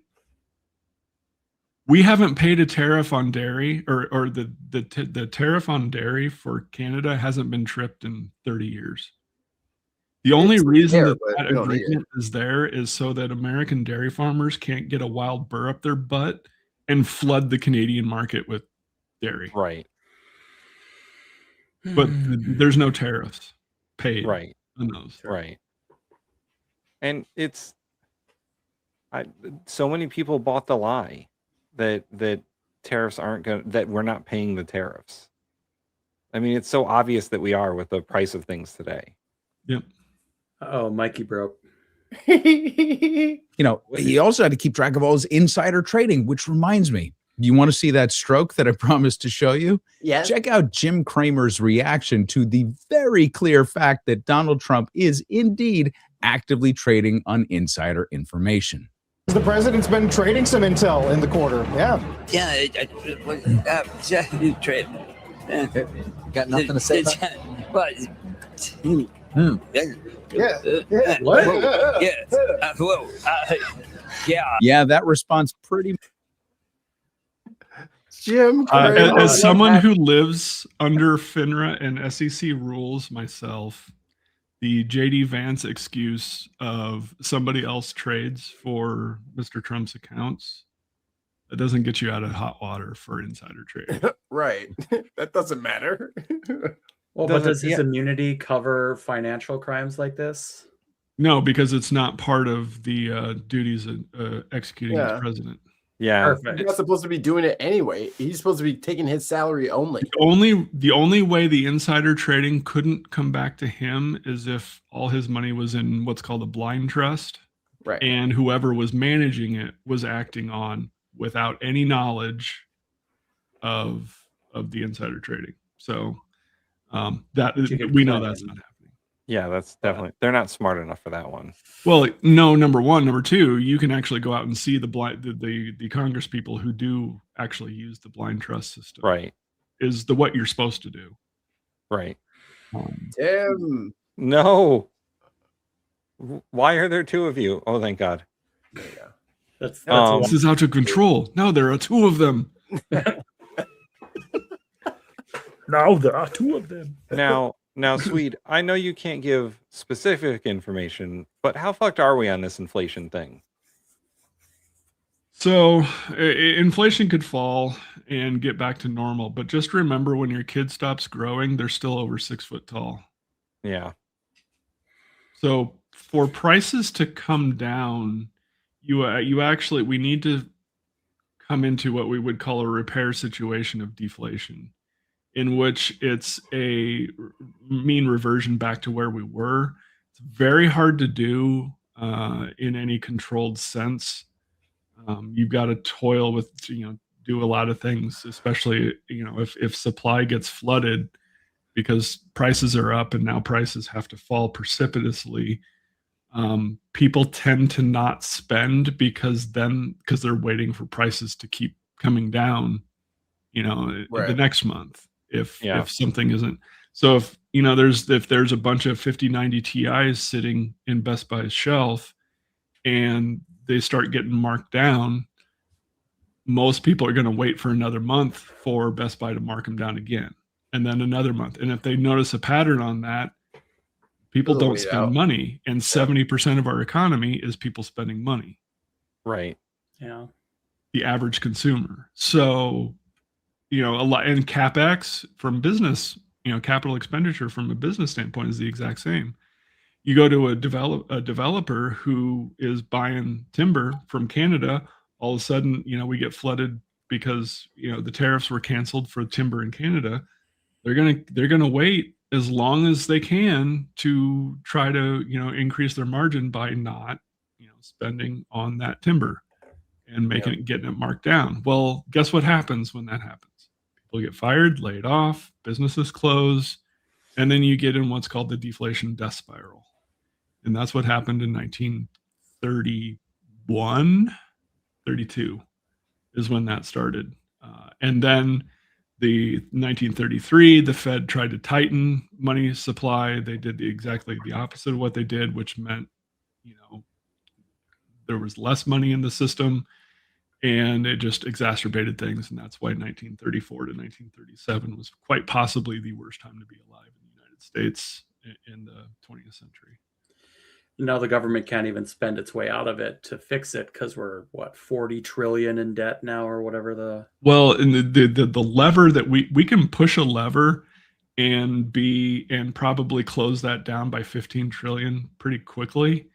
The problem is you have to destroy quite a bit of that with taxes, which they won't do under this administration. And God forbid we tax anyone.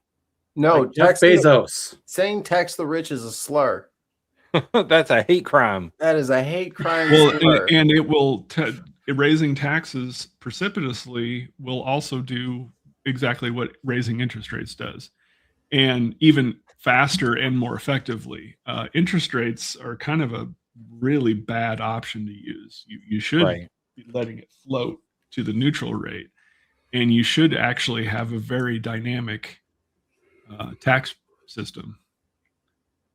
Because that destroys money supply faster than interest rates does. Right. But no, we won't do that because that's a third rail. Yeah. And to do it properly, we would have to raise taxes on everybody across the board. It would have to be a graduated, what I would call a graduated flat tax, where there's no deductions against it. The first 50,000 has a 1.5%. No deductions. You have to pay it no matter what. Flat tax on the first 50,000, 3% on the next 50,000, and it just goes up from there. It's that would destroy money supply incredibly quickly. Right, because there'd be no way to get out of it. Yep. Yeah. The other way is to go can the income tax system and go to a Georgia system where you have a land value tax on everything, which would destroy all property held for speculation. Right. Because you would instantly, to do that properly, you have to have a commons, and you have to be able to return property to the commons before it gets bought back out by whoever wants to develop it and put it to its what we would call highest and best use in the real estate industry. So how fucked are we? I'm gonna go with very is my final answer. How many fucks you got? I would say November is going to determine a lot of that. Yeah. Good. Make no pressure. More important. Yeah, no pressure. Well, and let's be real here too. The right wing carrot of being able to blame ethnic groups, minority groups, whatever, for what's going on is still out there. And the second things, if things get precipitously worse than this, you'll have the blame game start up all over again, and people will be ripe for it, because it's so much easier to just go, there's a target, and everybody's used it. Yeah, well, it's not a Nazi thing, it's just a human thing. Yeah. Instead of fixing our problems, we're going to blame it on somebody else. Immigrants, Jews, trans people. Yeah. The blacks. The blacks, yeah. It's we could just institute a MIFO bill system. That wouldn't have any negative. My question always is, all right, and when you've kicked everybody out that you don't like, and you've deported, you've remigrated everybody back to Africa or back to wherever. Oh, please. I'm fucking and your problems aren't fixed. What then? They go to the next group. Or next go after the Italians now. It's The Portuguese. No, I'm taking you up on your offer. One trip to Lagos, please. The Irish. Oh, I got some northern. Oh, or do I want to go to Belfast? Yeah. Yes. They have their own problems, but yes. Depends if you want to be around English people or nope. Irish All right, Lagos it is. Because Belfast is mostly English people. Go to Galway. Galway or Dublin or Connacht. Are those all in Northern Ireland? Those are all south of Northern Ireland. Cork, Belfast, and the Cork English stronghold is all Northern Ireland. Yeah, that's the Republic of Northern Ireland. And the reason why they don't want to integrate is because of the number of Irish people that were in that area that were killed and then settled with English people. It's the same thing that happened with the Ukrainians in the east of Ukraine in the 30s, where Stalin murdered a bunch of them and then resettled with native Russians. Because forcing population centers to move and merge never has negative effects. Nope. Ever. 6 million people died in its own Holocaust with the Bolsheviks and Stalin. So there is an argument to say that Stalin was worse. But he murdered everybody. So I don't know. Is that better? he was very anti-Semitic too. True. But he also murdered everyone with pretty good zeal. So yeah. I'm wondering, is everyone ready for the DSP to finally show its face? Democratic Socialist Party. No, not this. We're still not far enough past McCarthy.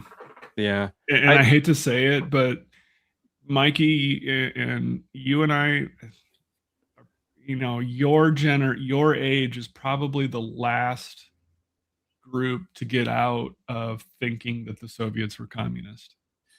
Most people younger than you are able to discern that the propaganda that me, and then our parents all the way back what was fed was just a us versus them BS line. I could show you studies all day long that workers' co-ops outperform traditional capital structures, C Corp, S Corp, things like that every day, all the time. And if the open free market is all about efficiency, then everybody should be pushing, in a capitalist structure to go to a workers' co-op structure. They don't. The reason is because profit and wealth accumulation is the actual goal. And I said that to Tim earlier. I was like, this would be a 100% different country if we had like 60% union participation. Well, so I want a world where unions can't exist because everybody's owners. I like that too. Mm-hmm. Unions, and that's why in the DSA they say unionization is actually our immediate goal, but the long-term goal is to where unions don't exist because they can't. And I think the DSA is working in small pockets, but I don't think that Americans largely are going to accept like DSA parties in their states. Like you can get Workers' Rights Party, you can get in Connecticut we have a party called what are they called? Working Families. They're progressive, but they're not quite DSA. Mm-hmm. And they're slowly gaining membership because the Democrat and Republican parties are losing membership. That's what I'm saying. Well, until we go to a parliamentary system and get past this stupid first past the post bullshit. Which we're never going to do. I think we're closer to a constitutional crisis and having a rewrite of the Constitution than we are the DSA actually being popular. Yeah. No, we're in the middle of a constitutional crisis. In the middle of one. Well, I mean one where a convention is actually called, and yeah, I mean there are a number of states who are willing to sign on to a convention, just not 3/5. Like there's a few states, we're a few states shy of it, I think. Yeah. Just like honestly, it needs a complete rewrite. Yeah, we've been going through it on the show. Yep. And it does need a complete rewrite. There are so many parts of 13th that Amendment needs to be a Constitution. little bit stronger. I can tell you And that. I would also like to throw in there Exhibit A, Mayor Mamdani. I think the iron is as hot as it's going to get. And if you're going to reform and reforge, it is now the time. And I think getting people's, while they're so fucking pissed off, and it's pragmatic, regular kitchen table shit, like free buses is genius. Yeah. Because that is the one thing that makes you miss your like 2 or 3 connecting bullshits is that motherfucker with the crinkly ass transfer trying to slide it into the fucking reader and do it. Well, Imagine if it's he not could just buses get for on. them. It's the subway system. Oh, for sure, it's a subway system. Yeah. But so here's the thing, and here's my problem. If you hang your hat too hard on Mamdani, is his tax and his raising of taxes accounted for 5% of the shortfall makeup. The rest of that came from state coffers. Right.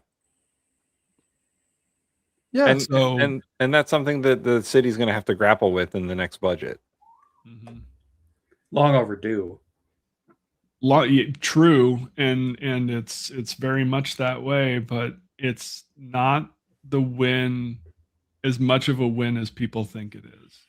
Is it a win in that they closed it enough to where people aren't losing their social services and things are moving forward as they should? Yes. Is it as much as people think it is? No. Well, I mean, they've been the city has been disproportionately paying its tax to the state anyway.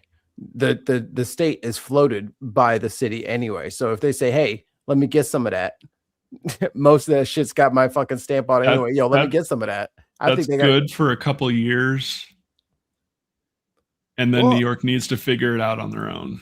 Yeah. Well, Kathy, right? You're right. Right now, Kathy Hochul and Albany's legislature have a real incentive to work with Mamdani because he's so popular. Mm-hmm. And after a couple of budget cycles, they're not going to want to do it anymore because either Kathy Hochul will move on, or the legislature will be tired of paying for New York City, or another budget, a statewide budget crisis will come. Right. At the state level. Buffalo needs something, or Albany needs something, or I the think Catskills got flooded, and there's $3 billion of damage that needs to get fixed there. I think the true test for Mamdani's policies is in his second term. If he gets to a second term, what will the state want to do with him then? And then what will he have to do to raise money? How long are their terms? 4 years? I think mayor, 2 terms, or 4 years. 4 years? No, I think his bellwether is 2028. That makes sense. Because it's a presidential election year, and not only that, but the budgetary system the state will either be like, we can't do this anymore. I don't know if New York budgets for 1 year or 2 years. In Connecticut, they budget for 2 years. I think it was just one. So it's in 2 years. I think, we're still going to do a lot of this, but it's only going to be $8 billion instead of 11.5. Right. New York is an annual cycle for their budget. Well, all cities do, but some states. Is New York a balanced budget state? Oh, like New York State. Oh yeah. Yeah. Connecticut has a part-time legislature. I'm sure New York has a full-time legislature, but because Connecticut has a part-time legislature, we budget every 2 years. So the budget cycle is every 2 years. But New York State might have a 1 year budget cycle. Now, New York maybe with Mamdani's pressure may be able to do statewide tax systems that may affect things outside of New York, but are fairly well regulated to New York itself and the Hamptons and places like that, to make up for anything that they're doing, because their taxing ability is much more robust, especially on the income side and things of that nature, where you can remain progressive taxation rather than regressive, because really the city's main base for taxation is either property or local option sales. Yeah. And sales is wholly regressive. Right. And I think the city does have a small, because I think a lot of major cities do this. They have a small income tax for if you work in the city. But that I think that still has to go through the state legislature. Yeah. It's very small too. It's like 2%. I think that in Illinois it's the head tax they call it. Yeah. But I was talking about earlier in the show that New York has been very aggressive with going after people who work in New York but not live in New York and getting income tax from that, because they're forcing the surrounding states to give tax rebates for the taxes that they're charging people. For all the people that live in Hartford and take the train in every day. Yeah. Connecticut has given a tax rebate for that because New York is like, no, that's our money. So they've been very aggressive since COVID and going after people who basically. I think the smartest thing they do is up that property tax even more. Yeah, especially on second homes. They need to make that ridiculous. The only way that we're going to get supply to the point where we need it to be to actually start affecting home valuations, because let's be honest, it's the price of homes that's doing this, not the actual loan interest right point.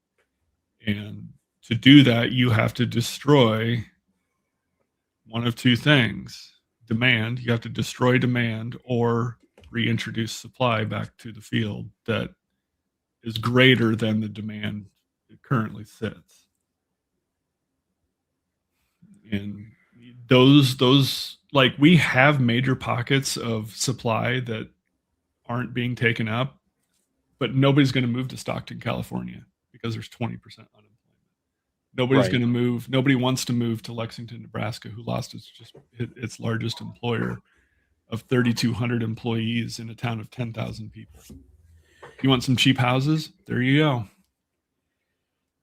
Make work from home actually permanent and stop trying to force employees back into the office. I mean, that's make a fluid workforce that can work from anywhere. To do that, you got to unionize. To do that, you got to unionize. If only people could get some kind of coordinated systems, like, oh, you just need an internet connection in an apartment, and you like to eat out food, and you like to drink at the bar, and you have a car that needs tires and shit. Ding ding ding. Come on in. But that's not the attitude. The attitude is not, let's dispossess all of these phantom landlords from these private equity firms that are just buying up properties left, right, and center. That's the issue. Those homes are being owned by corporations instead of by people. So that's another misnomer, and I hate to poo-poo on a great talking point that usually would be lovely, but the total amount of homes owned by large institutions of any that goes to CalPERS. That's define large. That's the Illinois Teachers Union. That's private equity on Park Avenue. It is less than 70 basis points. It is less than 0.7%. So of all homes, it's nowhere near what it is, what people think it is. So why are housing prices so high? Go look at how many homes were built in 1999 and then watch the graph plummet from there. So it's just new homes. It's new supply, population growth, population migration.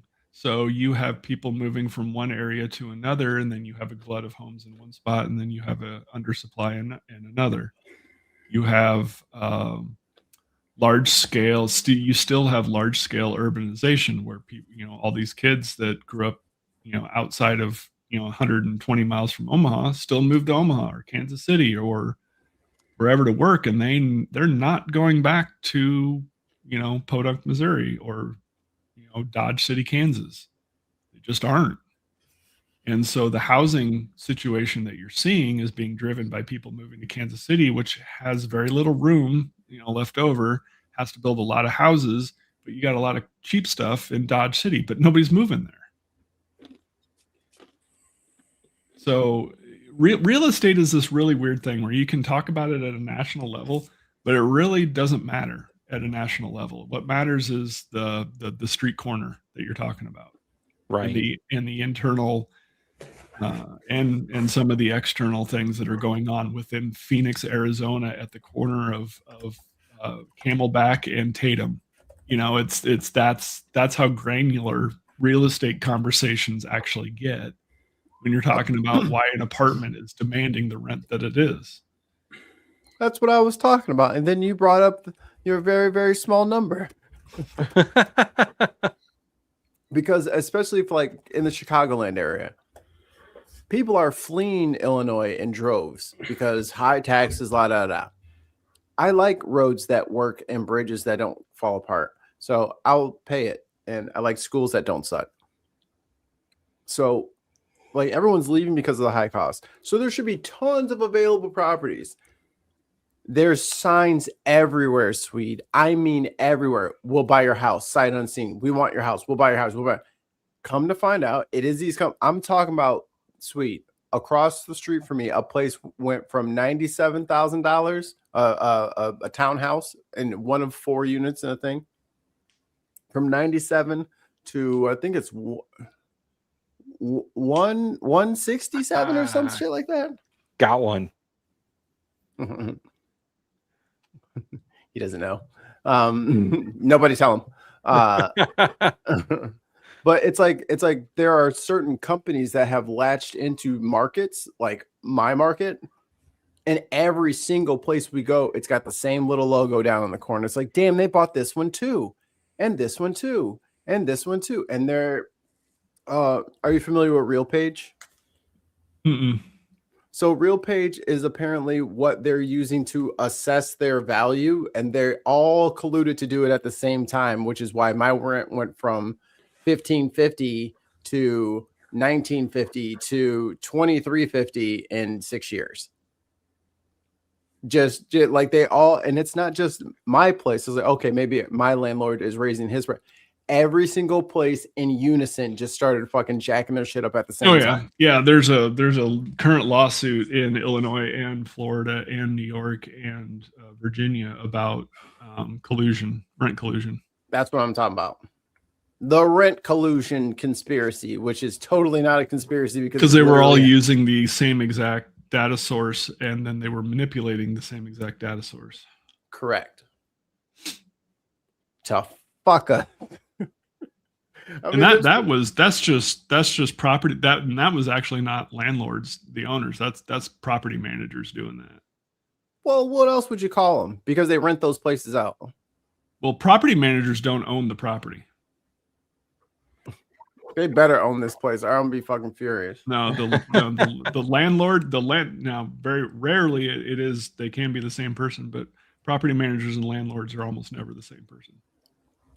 Yeah, if landlords own a couple of properties, the land, good, yeah, and the real assets, property managers are the ones that keep it up, collect the rent, make the deposits, make sure that everything's functioning. They're the ones that send the guy up to fix your sink. They're the ones that have to replace the stuff when it breaks, do the labor. So they're the ones that actually do.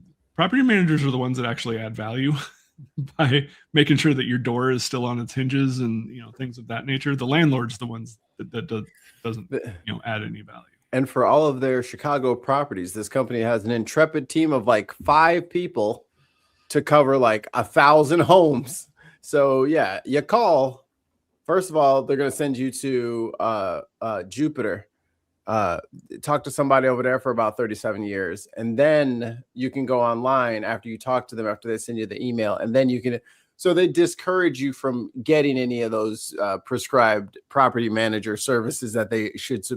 They make it as uncomfortable for you as possible. It took me to 14 days to get a furnace in winter.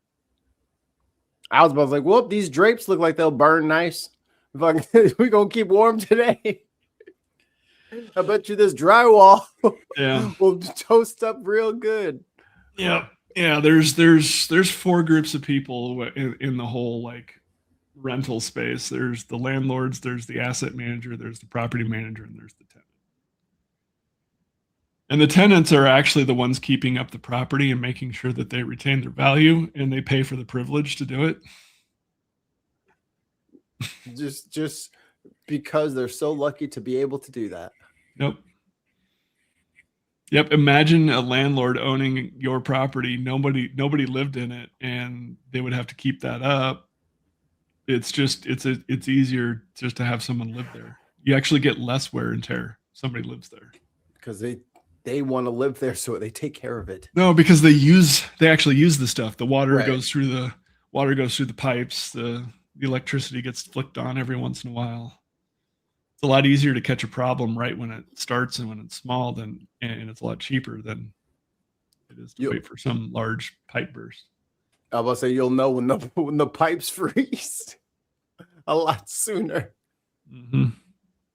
Yeah, and Adam Smith talked about this very, very much. It's the landlords reap where they never sow, and that's one of my favorite Mao Zedong memes. Is it does Adam Smith's quote about landlords being the scum of the earth and how they reap where they never sow, and Adam Smith picture of Mao Zedong completely unrelated. And my other one is people try to differentiate between capitalism and crony capitalism. And I go, yeah, Adam Smith talked about that one too, when he said, is there ever a time when 2 businessmen do not get together where they do not end the conversation in conspiring against the public to raise prices? On something. All right, so you can always tell when somebody has read Adam Smith or not by how pro-capitalist they are. Capitalism sucks. Well, apparently that's gonna. Adam Smith was here. Oh, here's how you can tell. Do you think the invisible hand is an actual thing? If they say yes, go. What are the constraints that Adam Smith put around it? Says, well, the invisible hand, it only works when domestically production is restrained from moving outside of the domestic sphere, meaning competition cannot remove its productive capacity outside of the market and bring it from elsewhere. Meaning all those, move our production facilities to Mexico, China, Taiwan, whatever. That was completely against everything Adam Smith stood for. Thanks, NAFTA. do. Thanks, Bill Clinton. No, we love Bill Clinton. If you ask the fucking chat. Yeah, Clinton was probably one of the. I mean, for the most part, he and Nixon were pretty much 1-1, straight up. 1-1A. Yeah.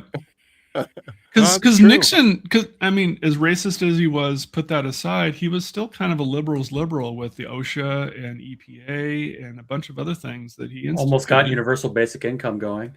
Mm-hmm. It's darn close. So there was a lot that Nixon actually got going and moving. He banned weed. Fuck him. But he was also behind the entire drug war and flooding the streets with crack and everything else. And Clinton was the 3 strikes you're out. Crime bill. Yeah. So it's racism all the way down. Spearheaded in the Senate by a black-haired Joseph Robin's-Egg Biden. Yep. Which is why I say fuck all of them. Which is why you say it's racism all the way down. No, you love Biden, Mikey. Chad clearly knows you love Biden. It's too late for any of those people. They're all gone now. I know. This is just I bored him to death with my actual statistics. You can't tackle that with facts. They want feelings. You can't give these people numbers. You have to yell at them. Literally, the only time he will respond is if I curse at them. That's the only time they understand. There are so many ways that you can show that Biden was just not the ally you think he was, and you use him saying the N-word on the Senate floor, which is not an example of that, because he was quoting somebody and he was under oath, which is about one of the few times a white person can use that word and have it be okay. Because you have to quote them exactly if you're under oath. No, I could still slap you. It's like I get what he had to do, but I also had to do what I had to do. We both were stuck. It's catch-22. Nope. There was no way for him to win. Quoting someone like this. Open the fucking straight, you crazy bastards. Don't let Lawrence O'Donnell hear that. He'll start another whole lecture series about how journalists need to be like the journalists were back in the 1930s. Back when I was born, I would always talk like this, exasperated for everything. Fucking Jen Sack is like, hey. Isn't that where yellow journalism came from, or was that the 1800s? Him. It came from him. Fucking Jen Sack is like, hey, Lawrence, what do you have to talk about today? Oh, today I'm talking about the 5 worst things Trump's ever done. Oh, can I get a sneak peek? No. No. That is legit what he said last night. I was like, dude, be nice to Jen. Fucking what the? No. She's like, can I get a spoiler? No spoilers. Yeah. All and right. Keith Olbermann would have been like, these were the free speech advocates. Good night and good luck. greatest on screen. We need that in 4K. Somebody restore that thing. Yeah, man. Go in the Smithsonian. Some classic. I saw Keith it on Olbermann Broadway rants. with Clooney. The Olbermann thing? No, the good night and good luck. Oh yeah, that's right. I remember you saying you were going to go see George Clooney at a play, and I was like, what the fuck? And then it was that play. I was like, oh, okay. He was Edward R. Murrow, and he did a damn good job. And the ending of the play was a montage of all of the things leading up to Trump getting elected, and the last scene was Musk doing the Heil. Oh boy. Yeah, he's been awfully quiet, hasn't he? He went to China with Trump to try and get some sort of fucking deal. I'm just saying he's not talking as much. Yeah, because he can't, because his investors will disinvest. Well, he's also gearing up for his IPO, and he has to be radio silent right now. Yeah. Because SpaceX is going to be his S1 has to do all of his talking for him. When he filed that S1 for the prospectus for the road shows for SpaceX, he has to shut up. There's nothing he can say. We should goad him. Everybody re-download Twitter. Piss him off. Piss him off. It's easy. Tell him he's got a weird egg-shaped penis. Nobody has a weirder looking torso than he does. Yeah. Or his face. It's like he was drawn by a child. Well, my face is ugly as hell too, so I'm not going to talk about somebody else's you're good. face. No, I still think my 2 favorite things with Elon Musk is one, that interview where he talks about the Princess Bride and has your face, brain damage, and doesn't say anything for like 2 minutes. Oh my god, yeah. Or the other one where it was like him walking around Tesla's office trying to explain shit and where people sit and how they work, and it was the creepiest. It was weird. The creepiest thing. I'm like, I quit. I don't want to work here. Nope. Yeah. Was it creepier than Ivanka Trump's light in her eyes going out when she walked into her childhood bedroom? Oh. Is it worse than JD Vance trying to order donuts on a couch?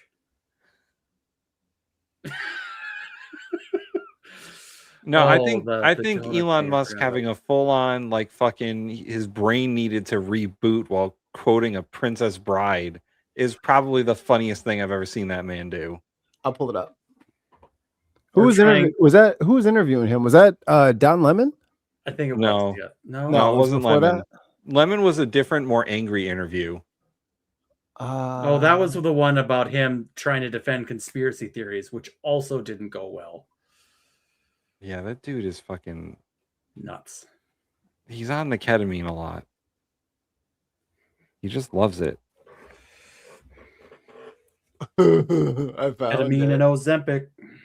I found it. Okay. Ozempic. Oh, that one's got music behind it. You guys are so weird. So sweet. How long do we got until our fuel storage situation gets fucked? 6 months? No, I haven't really dug into that right now. I will be over the next 3 weeks because I have 3 drilling programs that we're looking at funding. So let us know, huh? Or better question is, what's the timeline for if the strait were to open today? How long would it take to get unfucked? 3 months. Jeez. The things only go 15 miles an The hour. I think the last ship from when it was open just hit port today. Oof. So now the squeeze begins. January? February 28th. So if you were to open it today, you would probably load up a tanker, Australia. I mean, it takes 2 months for a tanker to get down to Perth. Brisbane. So our blockade of their blockade was a bad idea. No shit. Need to reopen the strait that was open before we had it closed because we attacked them unprovoked. Or we're going to build a new strait. You crazy bastards. We're going to just build a new strait through Israel. Just dig a moat and then go around them. And then, who's got the strait now, Iran? Yeah, we should build this giant pipeline to just take it, around and then go through Yemen, which is completely stable. Yeah. There's totally not a war going on there. And also has a geographic part to it that has no shifting sands and could never create such a movement of its geography that would, bowl over a pipeline or anything like that. I have on good authority that Hootie and the Blowfish are on residency there. So, God damn, you're an embarrassment. Shout out Soldier Boy. Here's what you were talking about. 7 months since Elon Musk officially bought Twitter. Oh man, remember Chuck Todd? Successor as CEO. Nope. He's gone. He ain't around much no more. He doesn't do Meet the Press. SpaceX does not appear to be shying away from controversies surrounding his tweets and various public comments. In a wide-ranging interview with CNBC's David Faber, Musk defended his remarks and opinions and says he will continue to be outspoken regardless of the toll it takes. You know what? Let me just do David Faber, since you gave me the guy's name, which is all I actually needed. Aha! Nope. Did they scrub it? Oh, there it is. I was about to say. Where's the whole thing? You don't need the whole thing. Well, what if I get the wrong clip? It's only like 10 minutes long, Mikey. It's not a long interview. Oh, really? Yeah, it's only 10 minutes long. Several minutes of silence as he's trying to remember what the movie. Are you going to have full autonomous on the roads of Austin by the end of June? Not the right one. Yeah, this doesn't look right. No, it's the other one where he's on the thin chair. That one. There you go. Thank you for allowing us. Yeah, this is an hour. Yeah. No, it's this interview. I'm pretty sure. But you said it was only 10 minutes. Oh, well, the clip that I found was only 10 minutes. You guys are confusing me. Use the search function. Princess Bride. On it. Transcript. Best feature YouTube ever added was the transcript feature. I hate how they had to take away the summarized video thing because that meant I didn't actually have to watch the video. I'm reminded of the scene in The Princess Bride. Great movie. Great movie. Great movie. Where he confronts the person who killed his father. You don't know his name. And he says,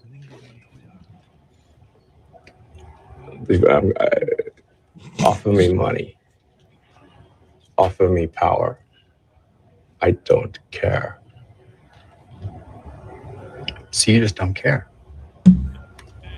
The story behind that scene. You want to share what you have to say. It's not that. It's not that. Mandy lost his dad. What was it, like a month before that scene? And he was confronting his dad's killer, which was cancer. And that's what he was. If you've never read about this, I want it my will father make you back, cry. you son of a bitch. And stab him in the face. I feel like that was edited. No, that's the full thing. No. All right, so skip just a little bit farther forward from that. I think is where there's just. I'll say what I want to say, and if because he did have like we Mississippi'd it and we had a big laugh, Yeah. and I was like, that wasn't the pause. the consequence of that is losing money, so be it. Okay. But I mean, when you link to somebody who's talking about the guy who killed children in a mall in Allen, Texas, and you say something like it might be a bad psyop. I'm not quite sure what you meant, but In that particular case, there was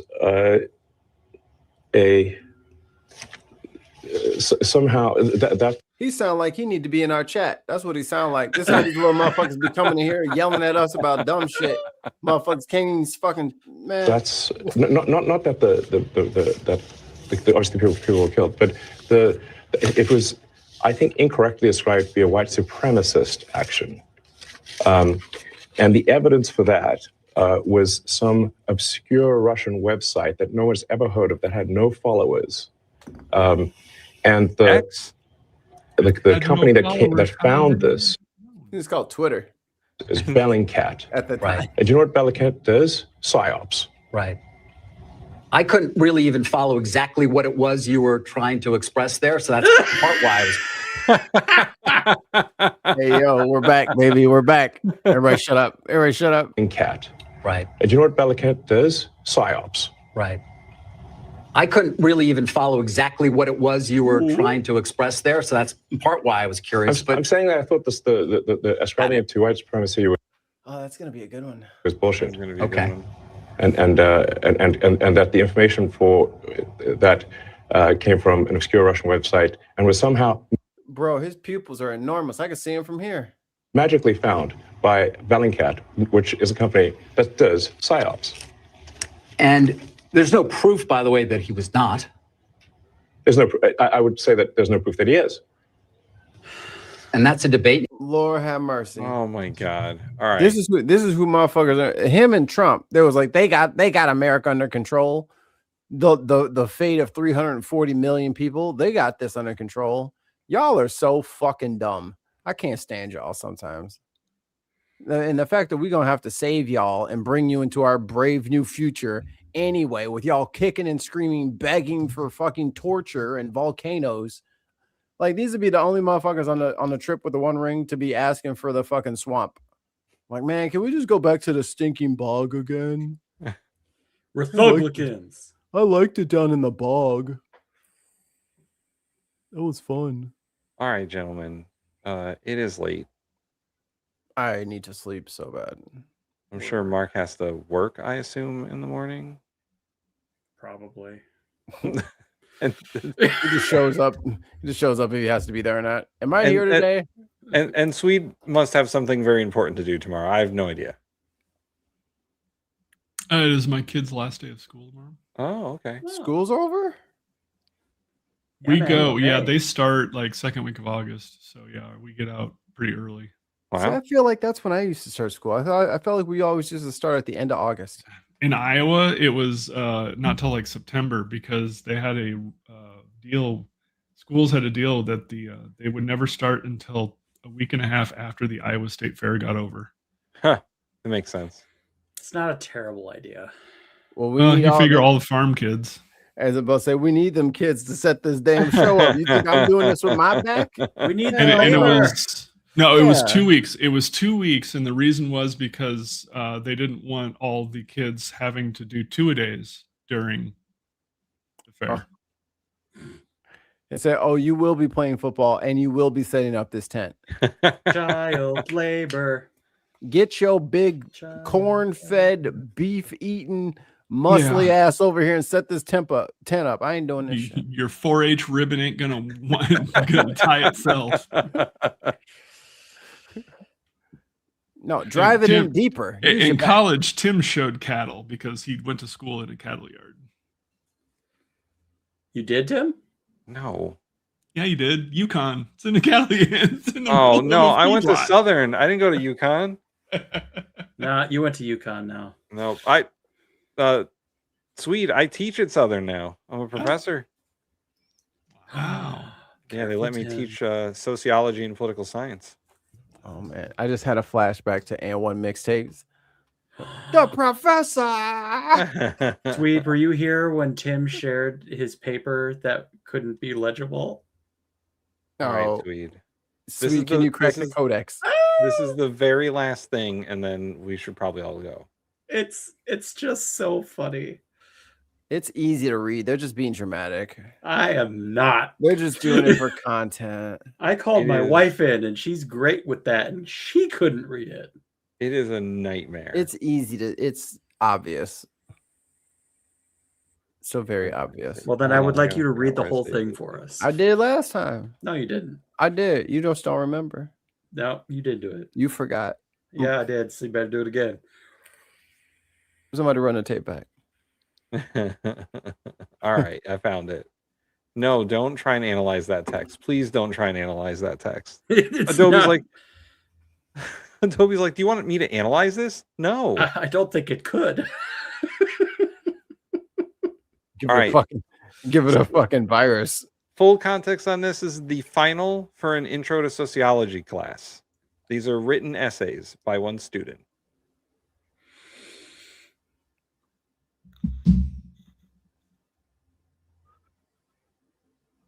This is page 1. Looks good. All right, not too bad. Not terrible. Not terrible. Make it It changes a little bigger. bit. There we go. But... Get rid of that guy on the right. Or on the left, sorry. That bar. There you go. Fairly legible, I would call this. Fairly legible. The question they're trying to answer is... Hold on, I have the test right here. How is gender socially constructed, and how does this construction contribute to sexism? It's constructed because it's made up of humans, Tim. Constructed by a bunch of people who wrote stuff from thousands of years ago. Basically. Haven't been able to frickin' let go of it. I just love that it keeps changing like types of writing. Yeah, she and had different pens. Different pens. So this person has ADD. Oh, they were high as fuck when they wrote this too. At the end there, they're just like, you know what I'm saying. Because my handwriting style changes 8 Me different too. ways from Sunday. Okay. But I would assume it's still legible. No, not always. I have very neat print, and my cursive is passable. Now, it's around here where I haven't been able to read it. So around here is where the dopamine has completely depleted. Dopamine. The brainstem is soaked at this point. So the reason this is scanned in is I had to send this to my department chair and be like, how do I grade this? How I grade? How do I tell them I need an explanation? He's like, just give them a D.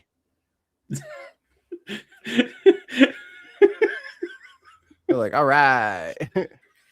So they couldn't type this out, or It was In so class, it's wasn't those like blue books. oh, it's a that blue book. handwritten- Oh, yeah. yay! Great, wonderful. I can't let them type things because they'll use AI for everything. Because they cheat. So Well, they keep fucking cheating. AI isn't cheating if you do your test right. Well, Ding. I haven't discovered how to do it correctly yet. So, Tim, Do it Go with to a the good full wall. assumption that they're going to use AI, and then create the test centered around how they went about verifying what they were. Oh, that's a good idea. Just make them explain. or go to a Goodwill, a bunch of Goodwills, A bunch find a bunch them. of typewriters,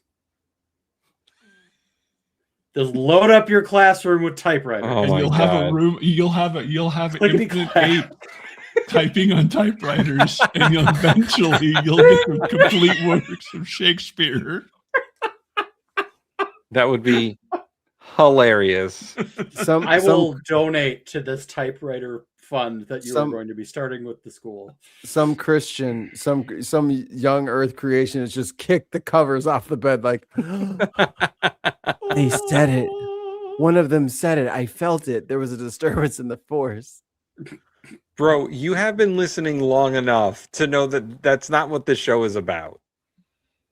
What are you talking like for real? What are you talking about? Hey, Genghis Khan, we're all leftists. Fuck off.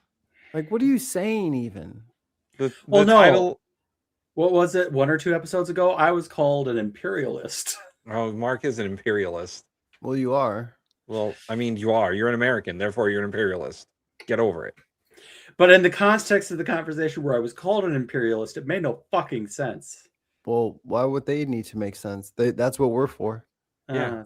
Imperialist. You imperialist pig. All right. Let's get out of here so we can all get some sleep. Tim Young ill. MG. Mark is an enemy of the workers. Tim bin Salman. Capitalists unite under the dark side. No deals with the enemies of the workers. Fidel Famine. All you have left to lose is your chains. Unless you're into that. We're not here to judge or We king don't shame. we don't shame. All right. A couple eyebrows might go up, but that's just reaction. We can't help that. For the few of you still watching, like and subscribe. Become a member on the show, on Buy the a shirt. channel. Buy a shirt. We got new merch. It just happened. We spoke it and it appeared. Like the prophecy foretold. Patreon.com/TheBinPodcast if you have a moral objection to YouTube.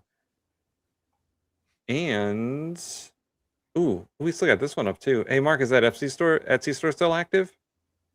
Yes. You Yes, can it do is. my Etsy store. My Ooh. wife makes awesome things. She has made even more things. If you go look at cool things, she crochets stuff, and it's very cool. You should buy stuff. And there's discounts for using the link for the show. So Promo code unbox. Swede, plug your Etsy store. don't we have that clip? Or were you talking to Swede? Swede. You're to Swede. Go. Yeah, go to my Etsy shop. I do professional actual photography. Do infrared, full spectrum 720 and 850 nanometer and above. Mostly migratory wildlife, and yeah, it's all printed on aluminum and can be to any size you want. Ooh. I'm just starting to get things loaded up, so Those are nice. Damn. So yeah, I can go anywhere. I can go on the square ones. I can go 16 by 16 all the way to 45 by 45. And then I can go on the 2 by 3s aspect ratios. The biggest I go is 40 by 60. Can we get one of Trump migrating down a flight of stairs? I only do original work. Damn it. He I'll would let you have know to when that work. happens. He would have to be there to take a picture of Trump falling down the stairs. So if I can catch it with one of these two. Got it.